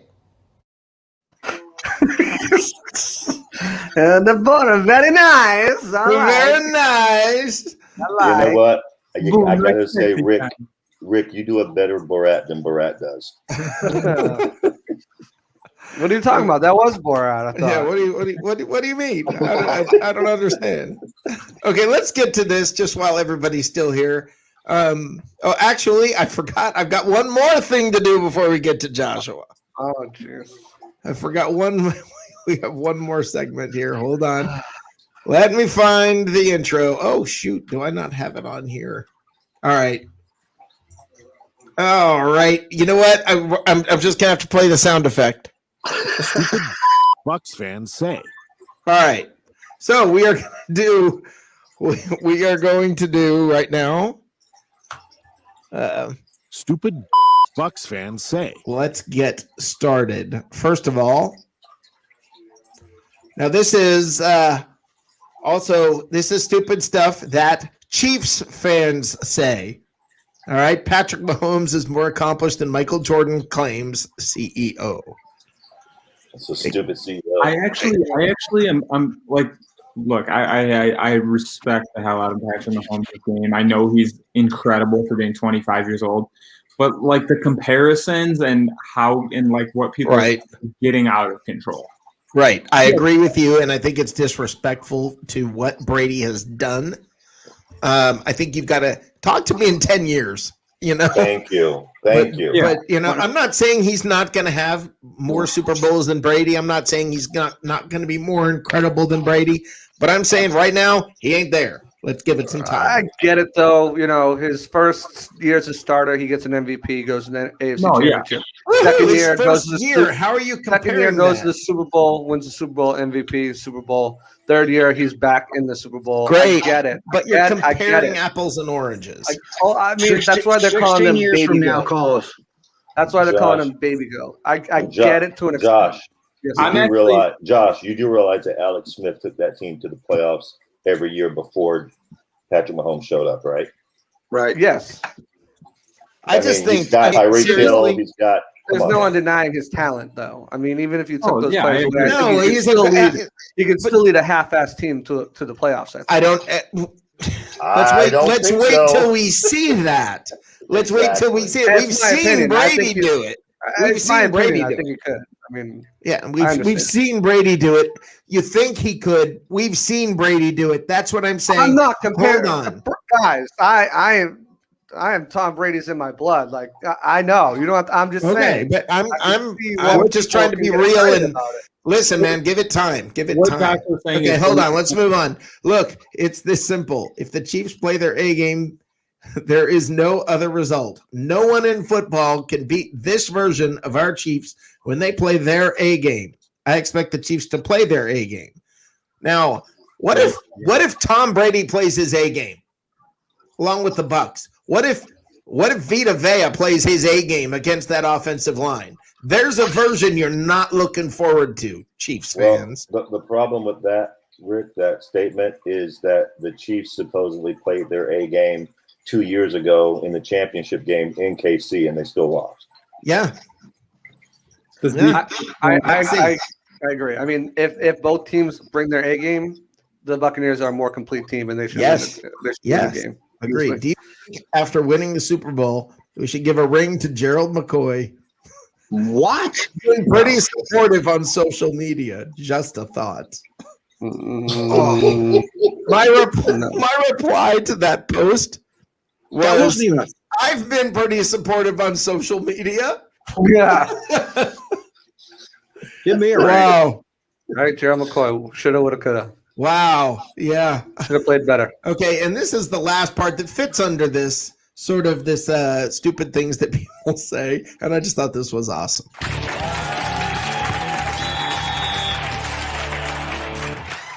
Tom Brady seems like the kind of man who doesn't know how to use a wrench. It's kind of true. Hi, I'm Tom Brady, and I'm a crybaby, and I have a butthole in my chin. Butthole? Can we be real for a moment? Is there really anyone you'd rather see dropped in a vat of rendered bacon fat than Tom Brady? Hope everyone has a great Monday, except for Tom Brady. F you, Tom Brady. You. Tom Brady, you suck booty. You ugly. You suck. You throw like a fat lady with a flabby arm and a little girl butt face. Hashtag Tom Brady. Hashtag suck. You suck. Tom Brady, you fat bitch. I hope you cry. I do cry too. You, Tom Brady. I hope this loss depresses you so bad that you hardly have sex with your supermodel wife in your giant mansion. I have no comment to that. You ever listen to Tom Brady speak and think to yourself, this is the personification of an actual butthole taking a I hate Tom Brady so much, but I have no legit reason to. He's a nice guy, but I hope they break his leg. Tom Brady really is a good QB, but he will forever be known as a bitch. You, Tom Brady. I hope your dog eats chocolate and gets really sick and throws up on your sock. That's up. That's Tom's line, and you crossed it. Hi, I'm Jimmy Kimmel, and this is the internet. I made it myself. Hit subscribe if you like it. It's so scrappy. You like it. The best part of that is the way he read it, dude. Oh yeah, that's what made it. That's what absolutely made it. Did you guys see the commercial that got banned? Yeah, that was awesome. I almost played that on here. I almost uploaded it and played it because I thought it was so great. I'm a little confused why they won't allow it. By the way, no, it didn't get banned. They always say that. They always say something got banned, and the truth is, it just didn't. Well, it should be played. That was a great commercial. Oh yeah, it was a great commercial. All right, let's go ahead and do this. Let's bring.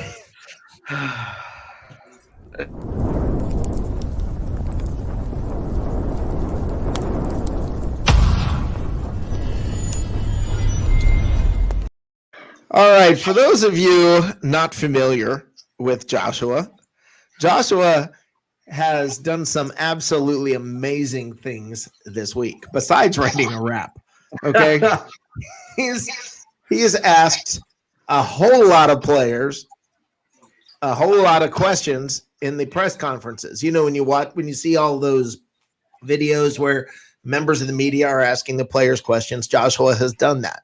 Well, if you're familiar with Prime Cuts, you know it's sort of our version of unnecessary censoring. Well, Joshua, let's bring in a little bit of this. Let me buckle up.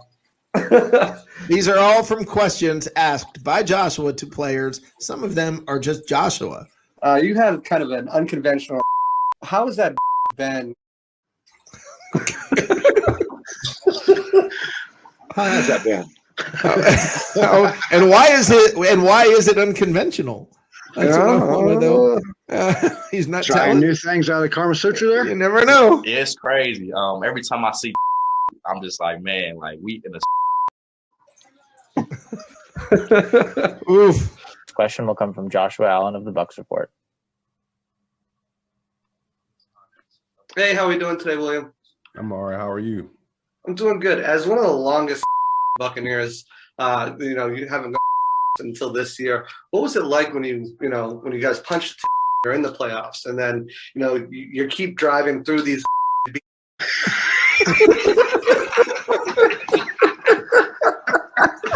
Oh man, what are you? That sounded so dirty. And we're not.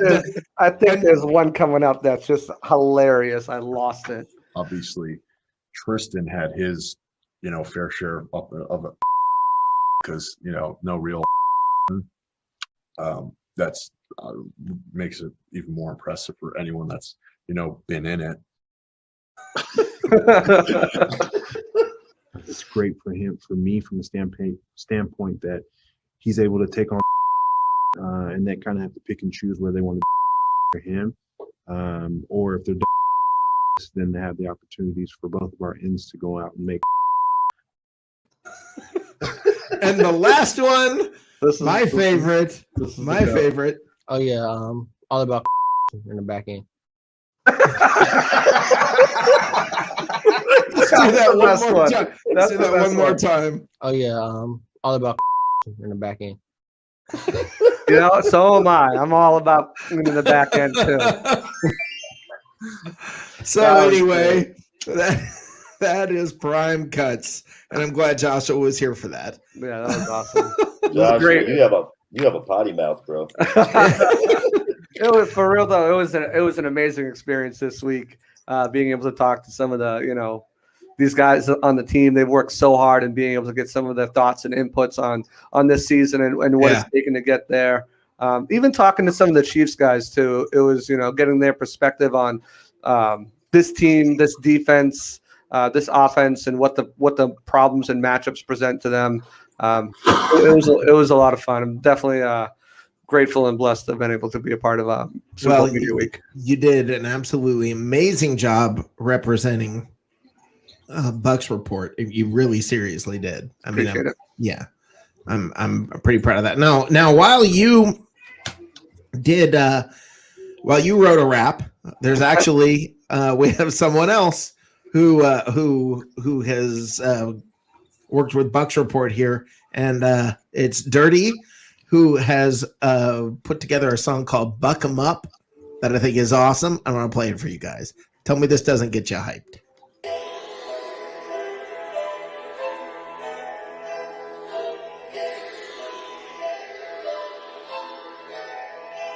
Welcome to Tampa Bay. We fuck 'em up when we raise the flag. Fire the cannons and seize the day. The crew's ready, all hands on deck, no parlay. Down in Tampa Bay.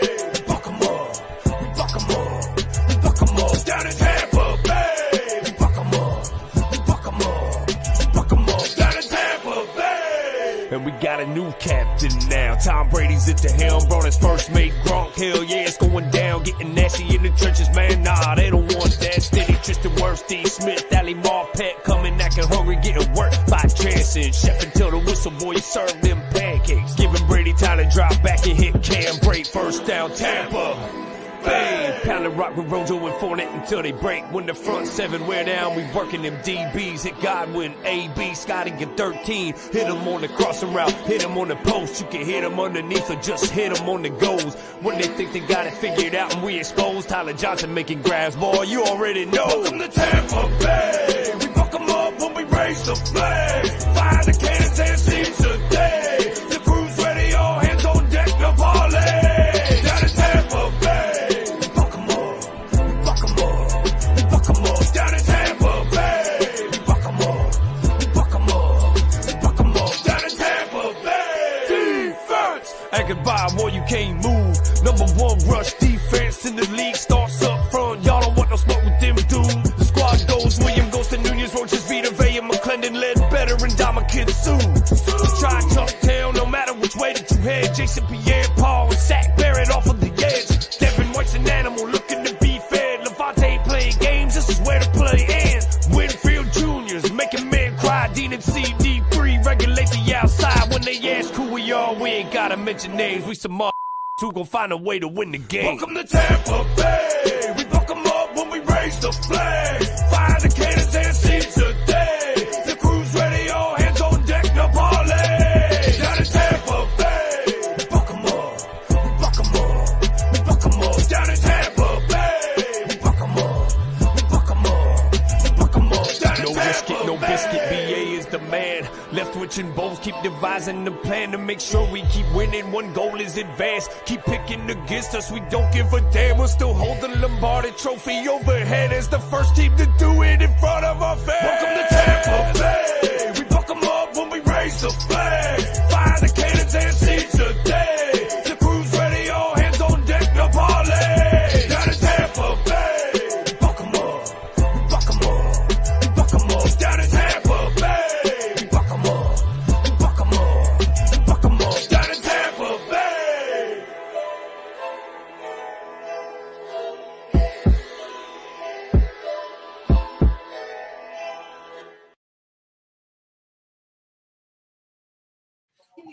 All right. That gets me jacked up.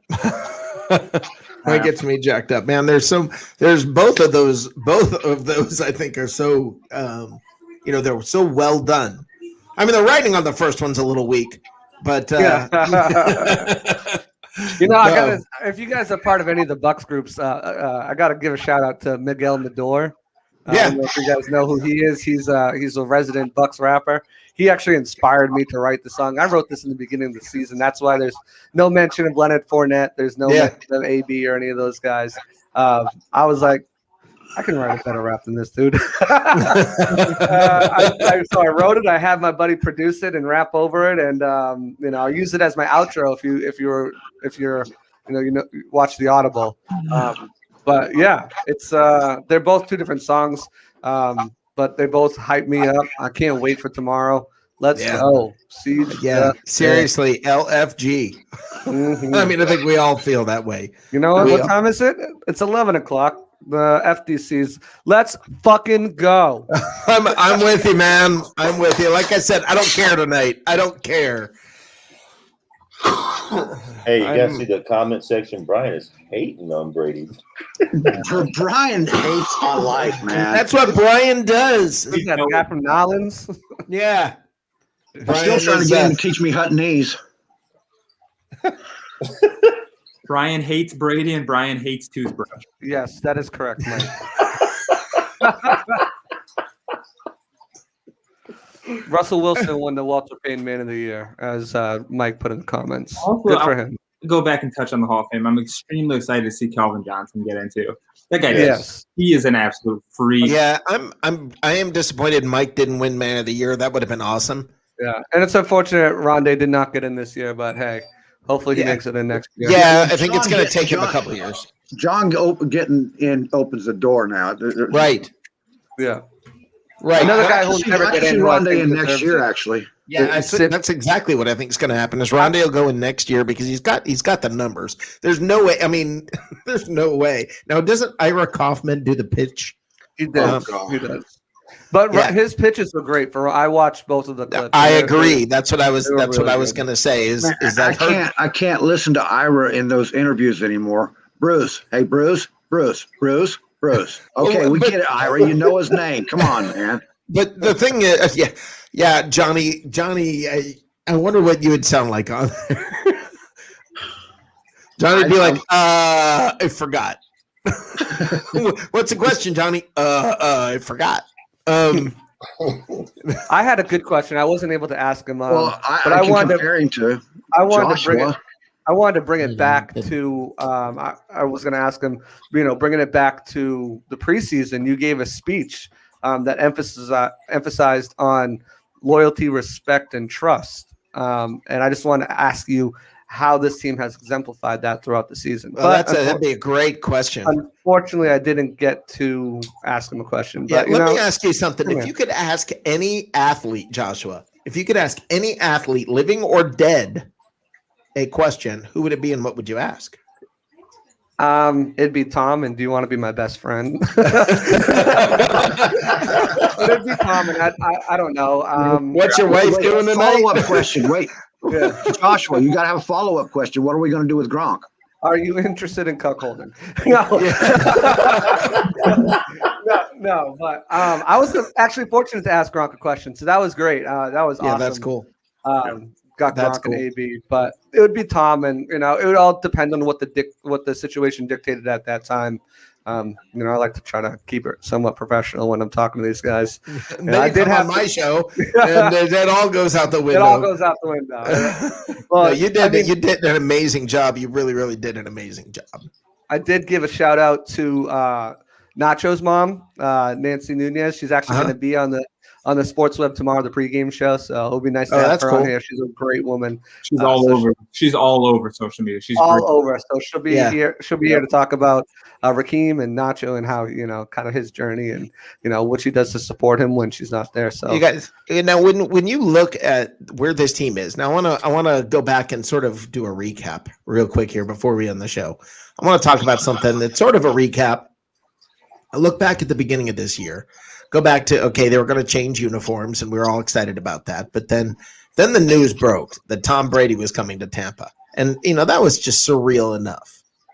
But, with all of the opt-outs that happened, and none of the Bucs, I think there was one practice squad guy that opted out.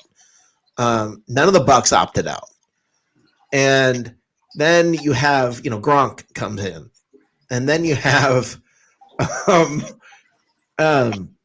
Fournette ends up coming in and AB comes in. But along the way, there were so many little things where the Bucs kept running into teams that those teams were like they kept, it was like the offensive line for the whoever the Bucs were playing were all out because of COVID or whatever. The Bucs kept getting breaks this whole year. Where just it seemed like destiny. Where everything that could happen has happened. And then for Vea to come back for the championship game. I mean, everybody's pretty much healthy. Guys, this doesn't happen in the NFL. You don't make it to the Super Bowl healthy. And this team is healthy. I just want to know who's going to do the movie. Yeah. Well, I mean, seriously. At the risk of sounding like a Brady fanboy again, it's the Brady effect. It really is. I mean, how does Brady keep you healthy? How does Brady make it to where you break your ankle in the right week to where you can make it back for the NFC Championship game? One of the things I've been listening to an interview with Mike, in fact, Mike Evans, after when he hurt his leg, he talked about not just the trainers at the facility, but also the TB12 trainers and how they helped him get back and how they were able. So he's got his own TB12 facility there as well, with his own people there as well to help with the conditioning and that sort of thing. Right. So I'm not giving him credit for everything, but what is it? Rob Parker called him the luckiest of all time. Like you said, there was a lot of breaks that the Bucs got that you probably wouldn't have normally gotten. And so that's why I feel this is kind of a destiny thing. I really do. That's how I feel. It's like some kind of weird destiny. Look, I'll tell you straight up. I didn't think the Bucs were going to make the Super Bowl this year. As early as it was several weeks ago, I didn't think the Bucs were going to make the Super Bowl. So, I mean, you look at this now, and everything has come together. I mean, it's crazy. And then the Chiefs to lose 2 of their offensive linemen. I mean, who's got water running in the background? I keep hearing that. I apologize. That's my fish tank. That's okay. As long as that's all it is, and you're not having the world's longest piss. You got saltwater fish tank? Yeah, it's turtles actually. So it's a turtle tank there. Okay. Very cool. I'm not sure what's going on here, and I don't know how long. We'll see if this is. Let's see what's about to happen here. Let's add Chris, sort of, to the stream. He's kind of invisible. You can't really see him. Chris, how you doing? Chris? He's just staring at the screen. I can see his face. Yep. All right, he's out. All right, before we tried. Before we go, I do want to ask my question I was getting at, Rick, and I don't know if you. Yep.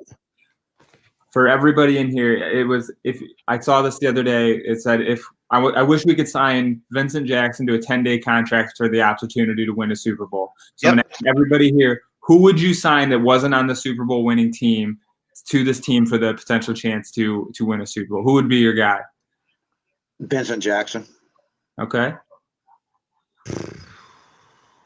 Wow. And I would say they could be anybody in the league. It could be a guy that left the team 2 years ago that deserves it. Right. Wow. I was signing Danny Amendola, to be honest, after what he said about the Patriot way. What did he say? Oh, he was on First Things First on FS1, and they talked about the Patriot way in New England. And he said, let me make something very clear. Tom Brady is the Patriot way. He said none of those coaches ever played a snap. He said they put together good schemes to put us in positions, but the players play, and that's. It seems doesn't that seem obvious now? I mean, it seriously. While Belichick's throwing phones on the sideline, I mean. I think mine would be if I had to pick a former Buck. Man, I don't know. Something makes me want to pick. Something makes me want to pick Doug Martin for some reason. I would pick Paul Gruber if you can go back far enough. I would pick Paul Gruber. Well, if you're going back that far, Leroy Selman and Paul Gruber, yes, all day. Well, you can't pick Leroy; he's not alive. Well, I asked Rick this. I don't know, what was it, like 6-7 weeks ago? Who would you put back in there? And I think we both agreed Paul Gruber would have been the guy. But we have playoff Donnie. I don't even remember the conversation. So what does that tell you? We have playoff Donnie now. Donnie's been. We've got Chris. Chris turned on the lights. Hold on. Well, I tried to add Chris, and he's still not working. All right, Chris. I tried, brother. Hey, can I ask a real quick question, Rick? Maybe you guys know it. Maybe you know Josh. When the Bucs win the Super Bowl, what date would they likely have the parade? They're not going to have one. The NFL said they're not allowed to have a parade. I'm always hesitant to say when. I just feel like it's bad juju. Are you sure? I thought they said they couldn't have a party. I haven't seen the parade yet. No, they can't have any sort of gathering or party or anything like that. They like last time when they all got together in the stadium, they're not allowed to do that. Yeah, but what if they're socially distanced on the boats like the Lightning did? They're not allowed to do that? Hold on. Let's see if this is working, if I have this plugged in correctly. Ray Kennedy, are you there? Ray Kennedy and Pete, and guess where we are right now, Mr. Rick Hughes? Oh, I know where you guys are at. Why don't you tell them? We are right now. Well, we're driving by the entrance to Advent Health Training Facility. Oh, that's not where I thought you were. How was the Top Golf Charity Yeah, event tonight?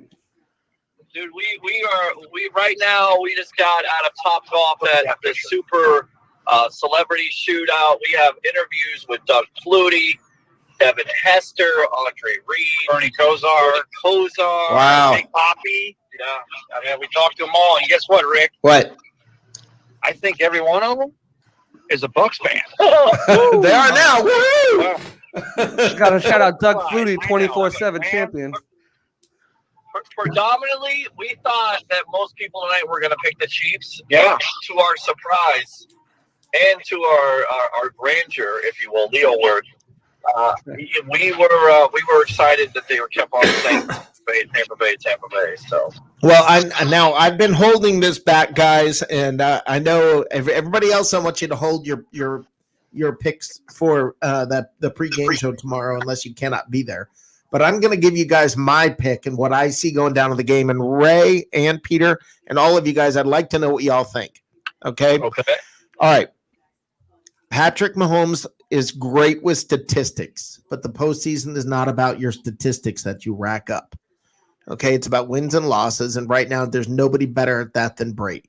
So I heard, I think it was Michael Irvin said, the regular season is about numbers, the postseason is about letters. Oh, and I liked that a lot, and I believe that. And the thing is this: here's what I see happening. I don't believe. Look, Patrick Mahomes has never lost a game by more than 7.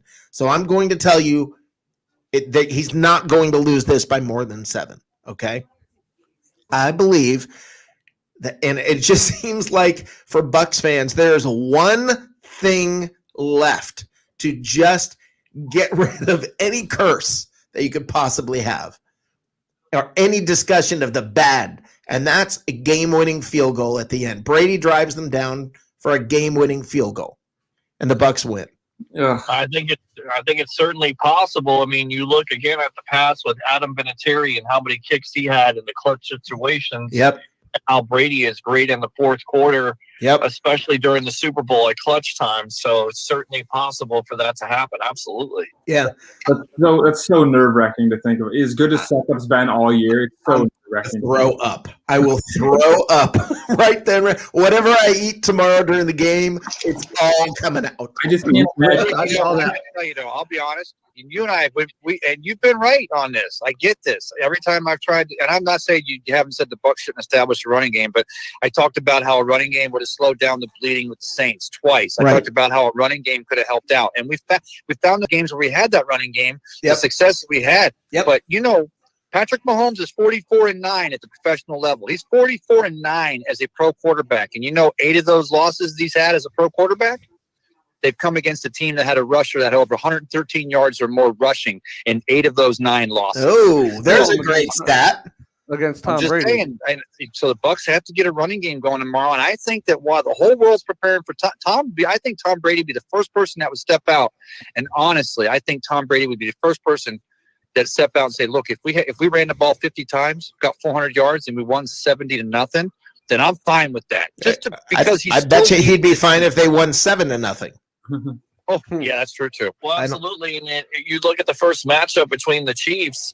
They lost the time of possession, so that's what they got to work on. But and that's the Bucs are not a time of possession team. I believe that the Saints and the Packers both won the time of possession battle. Well, they make a lot of big plays down the field, right? The Rams during their glory days, the Rams never won time of possession. So that was not their thing. So it's a weird thing, and I'm with you. I think. I know the whole thing about Peter. I know you love Ronald Jones. I just think playoff Lenny, man. I just want to see him punch them in the face repeatedly. And I believe that the biggest difference, and he will not win player of the game, but the biggest difference, the guy that's going to make the difference and why the Buccaneers will win this game, I believe, is Vita Vea. And I believe it's simply because you can't chip everybody over. You can't have everybody help out those tackles. Okay, Agreed. you and can't. That's what the point I've been making all week long, Rick, is the fact of, look, you have Mike Rimmers who absolutely got manhandled in Super Bowl 50 versus Von Miller. Yep. Well, who's on that side against him on the left side, on his blind side? That's JPP. JPP coming off a 2-sack performance, and you're exactly right. With Vea in the middle, he wasn't in that first matchup. Right. And then on top of it, you have Shaq Barrett, who also likes to get after the quarterback. So I feel like A little bit, doesn't he? yeah, it could be a 4-sack performance, which is what the San Francisco 49ers did last year. And the thing is, you're exactly right. The running game definitely has to come alive. And whether it's Plenop Lenny or the victim of volume and a Ronald Jones, we'll see. But I definitely think you have to have a running game. And if the Bucs can play like that, like they've been doing during this postseason, they can beat the Chiefs. They can. Who was the Dallas lineman, the Dallas defensive end who won Super Bowl MVP back in '70? Hollywood Henderson? Was it? No, I thought, was it Ed Too Tall Jones? Maybe, what was it? I think maybe it was Ed Too. Yeah, I'm I don't just know. thinking now that I'm listening to you say that, and of course, if it's Shaq Barrett, or I guess if it's JPP. I think it could be. I think it could be either JPP or Shaq Barrett. I also think it could be, and this is what, like when you ended up with Dexter Jackson, it could end up being Winfield. I mean, it could end up being somebody like that where just they put enough pressure on him, somebody while Barrett and JPP are doing what they're doing, maybe they don't get the sack, but they force a bad throw, and you end up with somebody on the back end who reaps the rewards of what's happening up front. I could definitely see it being a guy like Winfield. The way he flies down, he could easily rack up 8-10 tackles and then have a big interception or something in the game. Yeah, is Jordan Whitehead going to be all right for? I mean, how's yeah, he'll be fine. How's the shoulder? I mean, well, he's not on the injury report. So. It's not going to affect them. Yeah, but he's slamming your shoulder like he does. We all know how good he is at that. I mean, that's a big deal. That's a huge, Well, let's figure they did not they didn't bring up Javon Hagan like they did last week just in case of the injury. So I mean, I think they're confident. Otherwise, they would have brought him. They brought up Ted Larson just for insurance. I think if they were worried about him, they would have brought up Javon. Hey guys, I didn't know you were having a menage. I'm sorry, we were just checking in. We got 5 of us. We got 5 people on the screen now. Yeah, voulez-vous coucher avec moi? I parked Peter.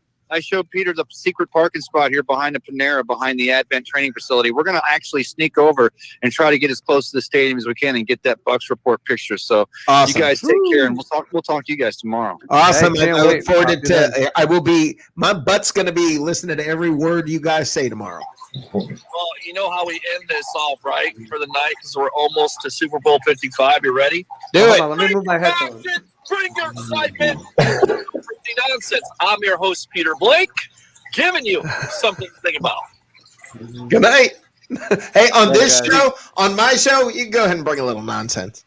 That's where I come in, brother. Yeah. Just bring the sausage, eh? Hey, Rick, don't let them off before you ask them what they ate, man. Oh yeah, what'd y'all eat for dinner? Johnny's there too. Oh, Johnny, here's what we had. We had Popeye's chicken sandwich. Ray had the classic. I had the spicy with the brioche. Nice. That sandwich it's not worth killing people over, but holy crap, it's good. It is good. Yeah. That was my very first one. They made it made to order, crispy like it came out of Mama's fried chicken kettle. Yeah. And hey guys, I'll give you one. I'll give you another juicy nugget. Peter and I are both sitting there drinking a beer. A juicy nugget? Wait. Peter's, whoa. Wait, both of you? Whoa. We need photographic evidence. We need photographic evidence. Oh, it's a root beer. Oh, see you later. Walk the plank. That must be a fake. Walk Peter the Blake plank. There you go. You're out of here. Ray's got a fake Peter Blake with him, like he had a fake Andy Reid earlier. There you go. That guy is spot on. Like, it's crazy how much he looks like him. It really is nuts. crazy. I mean, it was nice. Ray said, he was calling in local children's hospitals back in Kansas City to wish the kids happy birthdays and give them messages. That's really awesome. that is cool. That's amazing. I'll These give kids him are all credit gonna for grow that. up. These kids are all going to grow up and tell everybody they had a conversation with Andy Reid. Well, I mean, Rick, I'd like to hear how he sounds. We Does he hope they sound all like grow you up, Rick. also? Jesus. That was No, they may grow up. Come on, you don't know. They're in the That's why I hospital. said we hope. We hope. Right, they all I grow understand up. that. You went there. I didn't. I was being positive. You went there. There's that nonsense. I don't know.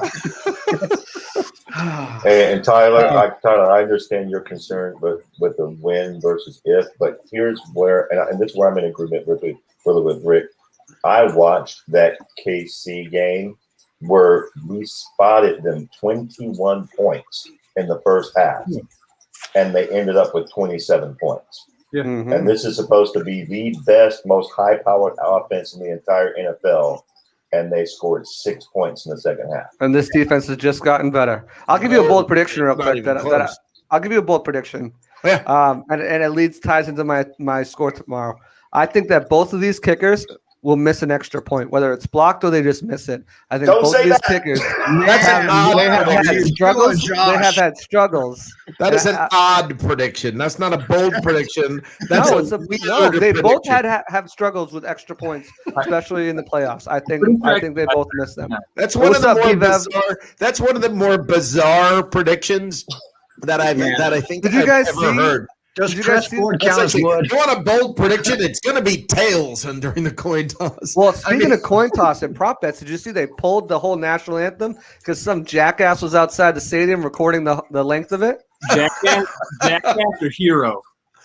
He's not a hero. He's not a hero. Mark called him a hero, but now it's pulled. You can't even bet on it. They canceled all bets. And I kind of think I kind of love that guy. But let me tell you something. I heard Eric Church. He's going to kill it. Eric Church is going to kill that national anthem tomorrow in a good way. He's my favorite artist. So. Rick Hughes. Yes. That whole Michael Irvin thing, I watched that also, man. And you left out a major part of that. Whatever in the After South. all of that W and L and letters against numbers, he still took the Chiefs. Yeah. No, are you serious? Yes, he did. Well, Sean Payton, I liked what he had to say when he was interviewed. Very sharp analysis he had. He said, beware the team that had to travel on the road to get here. He said the Bucs had to go through 3 different cities to get to this point. And what that does, and when a team can do that successfully, it gives them an enormous amount of confidence going into the game. Yeah. Two of arguably, I mean, there's many other, but toughest places to play in the NFL. You put fans in Green Bay and you put fans in New Orleans. Those are tough places to win. Well, I truly believe that the Bucs are not going in there feeling lucky to be in the Super Bowl. They are on a mission. They are hell bent to win.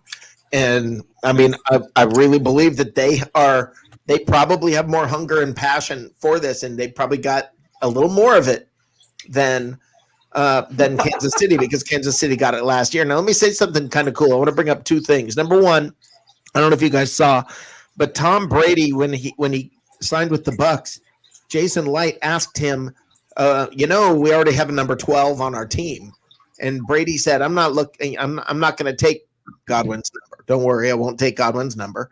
But Godwin gave it to him. But he said, I'm not going to take Godwin's number. And then he said, I'm thinking about taking the number 7. And because he was on a mission, he's hell-bent to win number 7. And that's where we're sitting right now. So I want to talk about that. I want to bring that up. And I also want to bring up this. Now, I don't know how true this is. This is one of those, you saw it on the internet, so it must be true. But Tom Pelissero supposedly tweeted out that the Saints are facing the biggest discipline yet after the NFL discovered more COVID protocol violations. Brian, are you listening? Brian Pearson, are you listening? Brian? Hello? Okay, the Saints are facing the biggest discipline yet after the NFL discovered more COVID protocol violations, including surveillance video of an interaction that may have contributed to running back Alvin Kamara's positive test in December. And that is, I guess, from him and Ian Rappaport. The biggest violation is that Sean Payton just said Jameis Winston's in if Breeze is out. That's what should be the biggest violation. Dude, how do you play a guy for 5 years in the same division and be like, yeah, that's who we want, the guy with 33 interceptions? Well, that's first. There's two things. Number one, he's got to make the best out of crap, and he's facing crap. They're $100 million over the cap. Now I understand Breeze just saved them $24 million next year, so now they're only $76 million over the cap.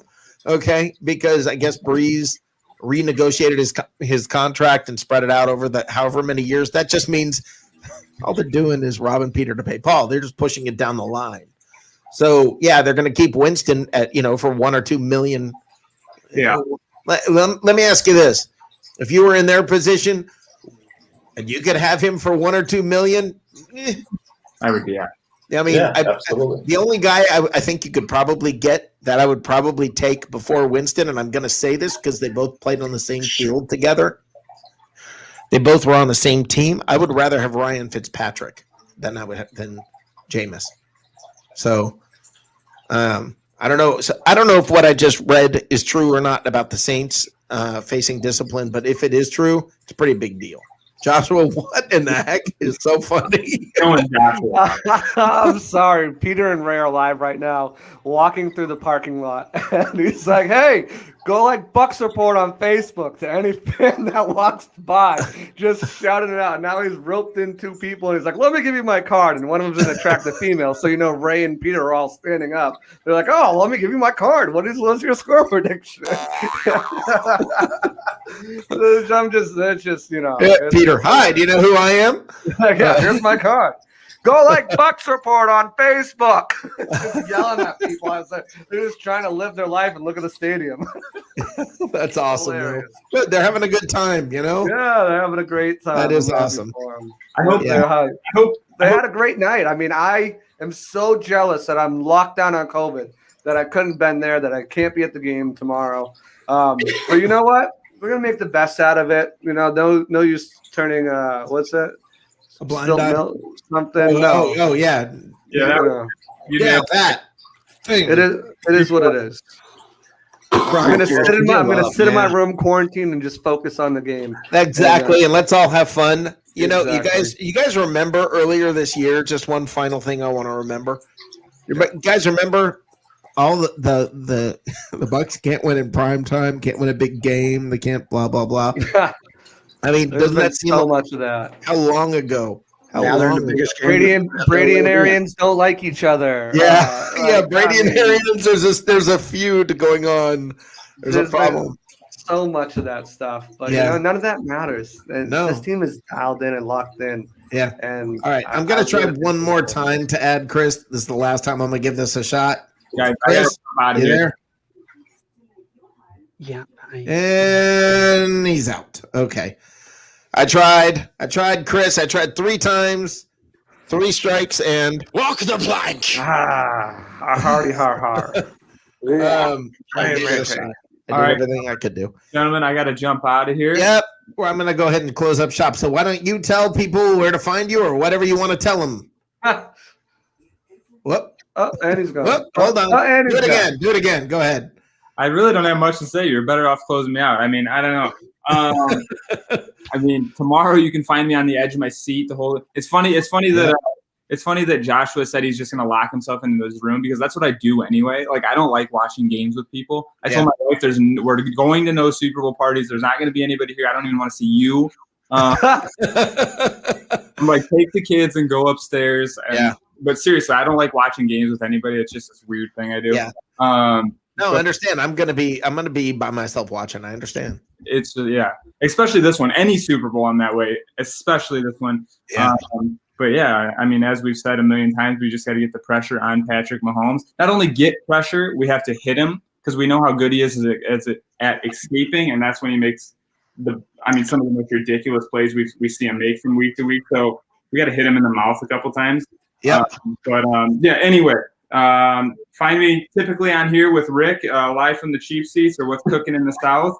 Yeah, shoot me a message if you have anything you want to talk about or whatever it is. Tyler Brashman on Facebook. Awesome. Thanks, Tyler. Yes. Tyler, let me do. Are we friends on Facebook?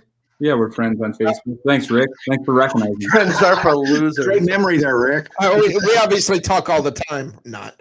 I'm going to send you my phone number in case you want to text or anything tomorrow. All right, sounds good. All right, man. All right, Ooh, got the digits. What? He's cool like that. Steve, what you got for us? Hey guys, I appreciate it once again, Rick. Love your show. I'm so glad I found it, and I've really enjoyed it. I'm still glad I didn't get in the accident the first time I heard it when you had the words of wisdom thing going. But I have my own YouTube channel. I do usually with the kind of social commentary on current events, but I'm dealing with sports a little bit more now, and I'm super excited about the game tomorrow. I'll be watching with some friends. I kind of wish I could be watching along because I get nervous like you guys too, but since I got invited over, I'll be watching the game with some friends. Kind of bummed there's not going to be a parade because I was really looking forward to coming to Tampa to be a part of it and meet you guys. But at any rate, I'll find a reason or some type of excuse to get out there and meet y'all anyway. So thanks again. I appreciate it. Well, if you're in Charlotte, since that's where I'm at, say the word, brother. You got it. All right. Take care, Steve. Take care. Thanks, guys. All right, Johnny. I wish Steven would have dropped a link to his YouTube channel in there somewhere. Well, check that out. Johnny, what you got for us? What's Johnny got for us? I got nothing. I got to go over here and get to work on my page, dude. All right. Well, what page is that? The page that I got, man. Thanks for telling us. Have a great night. You know Johnny. Walk the plank. He's mysterious. Yeah, Dark and mysterious. All right, Joshua. Tell us where they can find you. Tell us what's going on. All right. Obviously, you guys can follow me on Twitter at Joshua_C_Allen. I'm active on there. I'll be on the pregame show tomorrow, probably the postgame as well. Make sure you guys, check that out. I'll give you guys my score prediction. It's not one that you've heard. I'll tell you that for sure. I think you should have rapped this. I should have made him rap this. Find me tomorrow on the pregame show. I'll give you my score in the Dilly-O. We'll break down the Ram. We'll break down the Bucks because I don't care. No, I don't give up. Yeah, catch me tomorrow on the pregame show. I'll give you my score predictions. The audible's coming back, guys. Just trying to lock down a day that works, a time that works, revolving around my work and family schedule. It's coming back. We're going to have a hell of an off season, talking all about everything that's going to, who I think's coming here, who I think's leaving. But we have a game to play first, so let's not worry about that. That's right. Let's win tomorrow. Exactly. When it comes, it comes. But obviously, Rick, thanks for having me on. Thanks for the prime cuts. That was hilarious. Check out all of my interviews on my page. They'll be up on Bucks Report's page. Check out my song, Read 'em Bucks, with my boy DZ. Shout out to Liam Mitchell for the video. I'll play it again on the way out. And then you can also go to Spotify, go to iTunes, go to Amazon Music, DZ, DEASEY. And you guys can listen to that tomorrow. Hype yourselves up. Rick, always a pleasure. Thank you again. Hell of a show. Hell of a guy. And go Bucks. Go Bucks, baby. Glad you made it. Woo! All right, guys. Let's close this thing out, guys. I am so excited. I've sat here all year talking to you guys all season. I've been here. I mean, I got started with Bucks Report around I think it was the day they were doing cuts. The Bucks were doing their first round of cuts. I think that's when I started. And I've been here with you guys all season, sharing this journey with you. But know this. My fan experience doesn't start there. My fan experience started as an 8-year-old kid in the kitchen of my house. When my mother sat me down and told me, "You're going to be a fan of this Tampa football team." And me going, "What? Who? What?" And learning about this and sitting and listening to a press conference when the team was announced. That's how long I've been a fan. But let me tell you something right now, guys. With all the memories that I have over all the years. Tomorrow is one of the biggest that we will ever have. I promise you this, years from now, you'll remember tomorrow. Tomorrow is a gift. It is a very, very special day. And enjoy it. Enjoy the game. Get passionate about it. Have fun with it. Wrap yourself up in your team. And love every moment. Cherish every moment. You know, these things for Bucs fans don't come often. These things are something that doesn't happen every day for a Bucs fan. We've lived through 0-26. We've lived through Greg Schiano. We've lived through all that crap. This is different. And this is the beginning of something special, not the end. Do not think that tomorrow is the end of something special. It's just getting started. And that's the most exciting part of all of this. It's just getting started. Think about it. We got a lot of time together. Go Bucs, baby. Go Bucs. Go Bucs. Go freaking Bucs. Come on now, we ain't done. We talked about that. Gotta play harder. Gotta play tougher. Harder, tougher, everything. Easy. Come on, boys, let's go now. New year, new team, TB12 on the scene. He throw the rock up the ground, straight down to the seam. Godwin in the slot, yeah, he can't be stopped. Evans on the outside, yeah, the boy got hops. We ain't playing games, man, enough is enough. We gon' ball out till we hold the trophies up. 100-yard touchdown, and the D make them punt. Go hard or go home, and them boys in the zone. We them Bucs, and we taking over. 31 teams, best look over your shoulder. We them Bucs. It's our time to shine. They ain't never gonna stop. And we on the grind, and we the Bucs. Our team is louder, putting feet up in the league, and they folding tower. We the Bucs. And we winning it all. The ship is in our backyard, and this year is ours. On the D, let's start with that boy JPP. Sutton Vita in the middle, straight up plug the scene. David is so underrated, I can't believe. We got White, he be a rookie, but he a beast. Shaq gon' bust you in attack. Bully the line, deliver the sack. Young gun talking all that smack. Murphy Davis in the back. Dean and Whitney never lack. I'm just giving you the facts. This our year and it's a fact. I'm just giving you the facts. This our year. We them Bucs, and we taking over.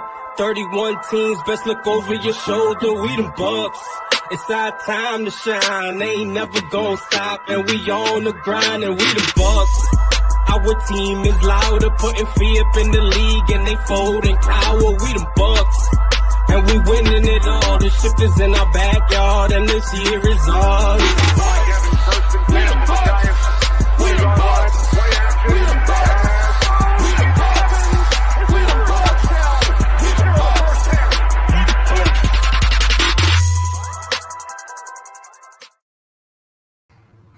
Are you my daddy? I hope not, because you are f***ing stupid. Number 99 in your program, number 1 in your heart. Hey, Bucs, Martin Gramatica here. Congratulations, Bucs. Derek Brooks here. This is Monty Kiffin. This is Brad Johnson. Joe Jurevicius, former wide receiver on that Super Bowl 37 Buck team. This is Q here. Former Super Bowl MVP, Dexter Jackson. This is your boy, Michael Pittman. What's up, fellas? Mike Allstad here. Take a moment, enjoy it, soak it all in, and then do us all a favor, man. Go out and win the damn game. Having played in this game, you have an opportunity to be a legend. There's only one way to be legendary, and that's by doing legendary. So I expect you guys to go out, capture your moment, and bring us home a damn Super Bowl. Good luck, guys. I would rather not be here than to lose. Go handle the business. Mark it for history. What a great season, but we have one more game. Do not wake up on Monday with any regrets, guys. 60 minutes to make history. No one in this room, players, coaches, support staff, is satisfied with just getting there. It's all about bringing home that hardware, and I know we can do it. There's 3 sayings we used to have. Play hard, play fast, and play together. Play hard is right here in the heart. Play fast. Whatever you run a 40-yard dash in, run a little bit faster today. and play together as a team. Go Bucks! Preparation prevents a poor performance. I know you'll be prepared, so let's win another one. Live in the moment. This is something you always remember. It's a commitment you guys have made to yourself. It's what you guys have been trying to accomplish all season long. It's about now, this year, this team, this moment, this Super Bowl. It's yours. It's yours for the rest of your life. Let's go out and kick the Chiefs behind and bring it back home for the city of Tampa. Childhood dreams, not only for you, but for your families, for your kids. It is life-changing. To do it in a city like Tampa is great. Finish what you started. Punch them right in the mouth. Do your job and dominate your man. If you do that, you'll be on the ultimate stage in sports. Play hard, but more importantly, man, have fun. Best times of your life. Enjoy it. You know, bring it home. Bring it home, man. All of us old Bucks are proud of you guys, and let's do this. Go Bucks. Make it happen, boys. We wish you the best. Go Bucks. Vamos, carajo, que hay que ganar. Have some poise in the noise. No excuses, no explanations. I know we're going to get it done. Go Bucks. Raise those flags.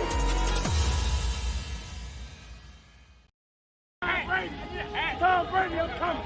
I want Tom. I want Tom.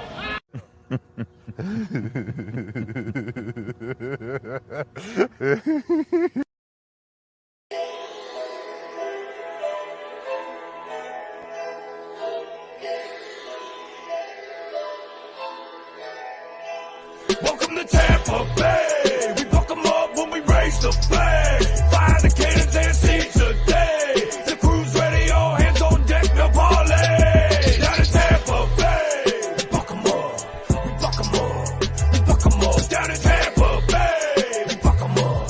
We buck 'em up. We buck 'em up. Down in Tampa Bay. And we got a new captain now. Tom Brady's at the helm. Brought his first mate Gronk. Hell yeah, it's going down. Getting nasty in the trenches, man. Nah, they don't want that. Steady Tristan Wirfs, Steve Smith, Ali Marpet coming acting hungry, getting worked by Jansen. Chef until the whistle boy serve them pancakes. Giving Brady time to drop back and hit Cam break. First down Tampa Bay. Pounding rock with Rojo and Fournette until they break. When the front seven wear down, we working them DBs. Hit Godwin, AB, Scotty get 13. Hit him on the crossing route, hit him on the post. You can hit him underneath or just hit him on the goals. When they think they got it figured out and we exposed, Tyler Johnson making grabs, boy, you already know. Welcome to Tampa Bay. We buck 'em up when we raise the flag. Fire the cannons and seize the day. The crew's ready, all hands on deck, no parlay. Down in Tampa Bay. We buck 'em up. We buck 'em up. We buck 'em up. Down in Tampa Bay. We buck 'em up. We buck 'em up. We buck 'em up. Down in Tampa Bay. Defense. Anchored by boy, you can't move. Number one rush defense in the league starts up front. Y'all don't want no smoke with them dudes. The squad goes William, goes to Nunez, Roaches, Vita, Vea, McClendon, led better, and Dama Kitsu.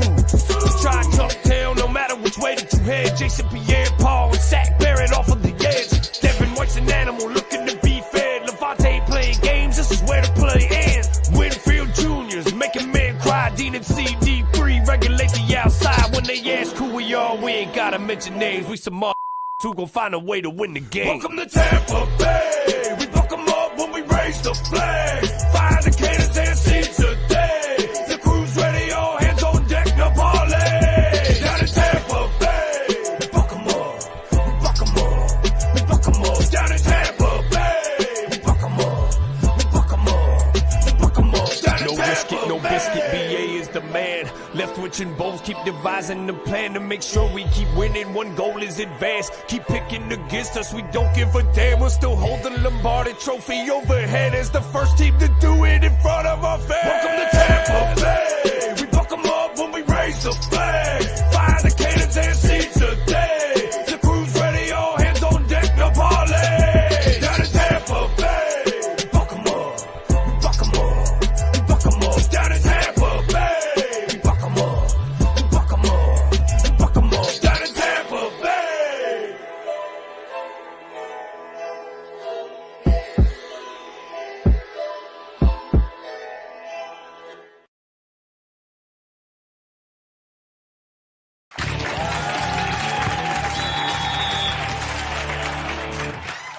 Tom Brady seems like the kind of man who doesn't know how to use a wrench.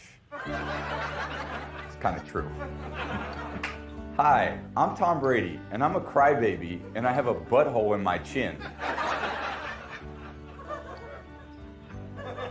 Butthole? Can we be real for a moment? Is there really anyone you'd rather see dropped in a vat of rendered bacon fat than Tom Brady? Hope everyone has a great Monday, except for Tom Brady. F you, Tom Brady. You. Tom Brady, you suck booty. You ugly. You suck. You throw like a fat lady with a flabby arm and a little girl butt face. Hashtag Tom Brady. Hashtag suck. You suck. Tom Brady, you fat bitch. I hope you cry. I do cry too. You, Tom Brady. I hope this loss depresses you so bad that you hardly have sex with your supermodel wife in your giant mansion. I have no comment to that. You ever listen to Tom Brady speak and think to yourself, this is the personification of an actual butthole taking a I hate Tom Brady so much, but I have no legit reason to. He's a nice guy, but I hope they break his leg. Tom Brady really is a good QB, but he will forever be known as a bitch. You, Tom Brady. I hope your dog eats chocolate and gets really sick and throws up on your sock. That's up. Hey guys, it's Rick Hughes. I'm your host of Live from the Cheap Seats and What's Cooking in the South. I'm here with the foul-mouthed producer, and we are here. We want to hear your story on how you became a Bucs fan. We want to hear the details. We want to hear, give me if you can record a 60-second video or less right around that time, I want you to just tell me your story. Why do the Bucs mean to you what they mean to you? Tell me something special about you and how you became a fan of the Buccaneers. You're going to email it to this email address right here, cheapseats.live@gmail.com. I look forward to hearing from you. I want to hear your story, what we're going to do on Tuesday nights at 9, Saturday nights at 9, Sunday nights at 9, right here on Bucs Report. What we're going to do is coming in from commercial breaks and things like that. I'm going to use your story. I'm going to have you share your story with the rest of your Buccaneers family. How did you become a Bucs fan? And why do they mean to you everything that they mean to you? Let me know. Email me at that email address. Come on now, we ain't done. We talked about that. Gotta play harder. Gotta play tougher, harder, tougher, everything. Easy. Come on, boys, let's go now. New year, new team, TB12 on the scene. He throw the rock up the ground, straight down to the seam. Godwin in the slot, yeah, he can't be stopped. Evans on the outside, yeah, the boy got hops. We ain't playing games, man, enough is enough. We gon' ball out till we hold the trophies up. 100-yard touchdown, then the D make them punt. Go hard or go home, and them boys in the zone. We them Bucs, and we taking over. 31 teams, best look over your shoulder. We them Bucs. It's our time to shine. They ain't never gonna stop, and we on the grind, and we them Bucs. Our team is louder, putting fear up in the league, and they folding power. We the Bucs, and we winning it all. The ship is in our backyard, and this year is ours.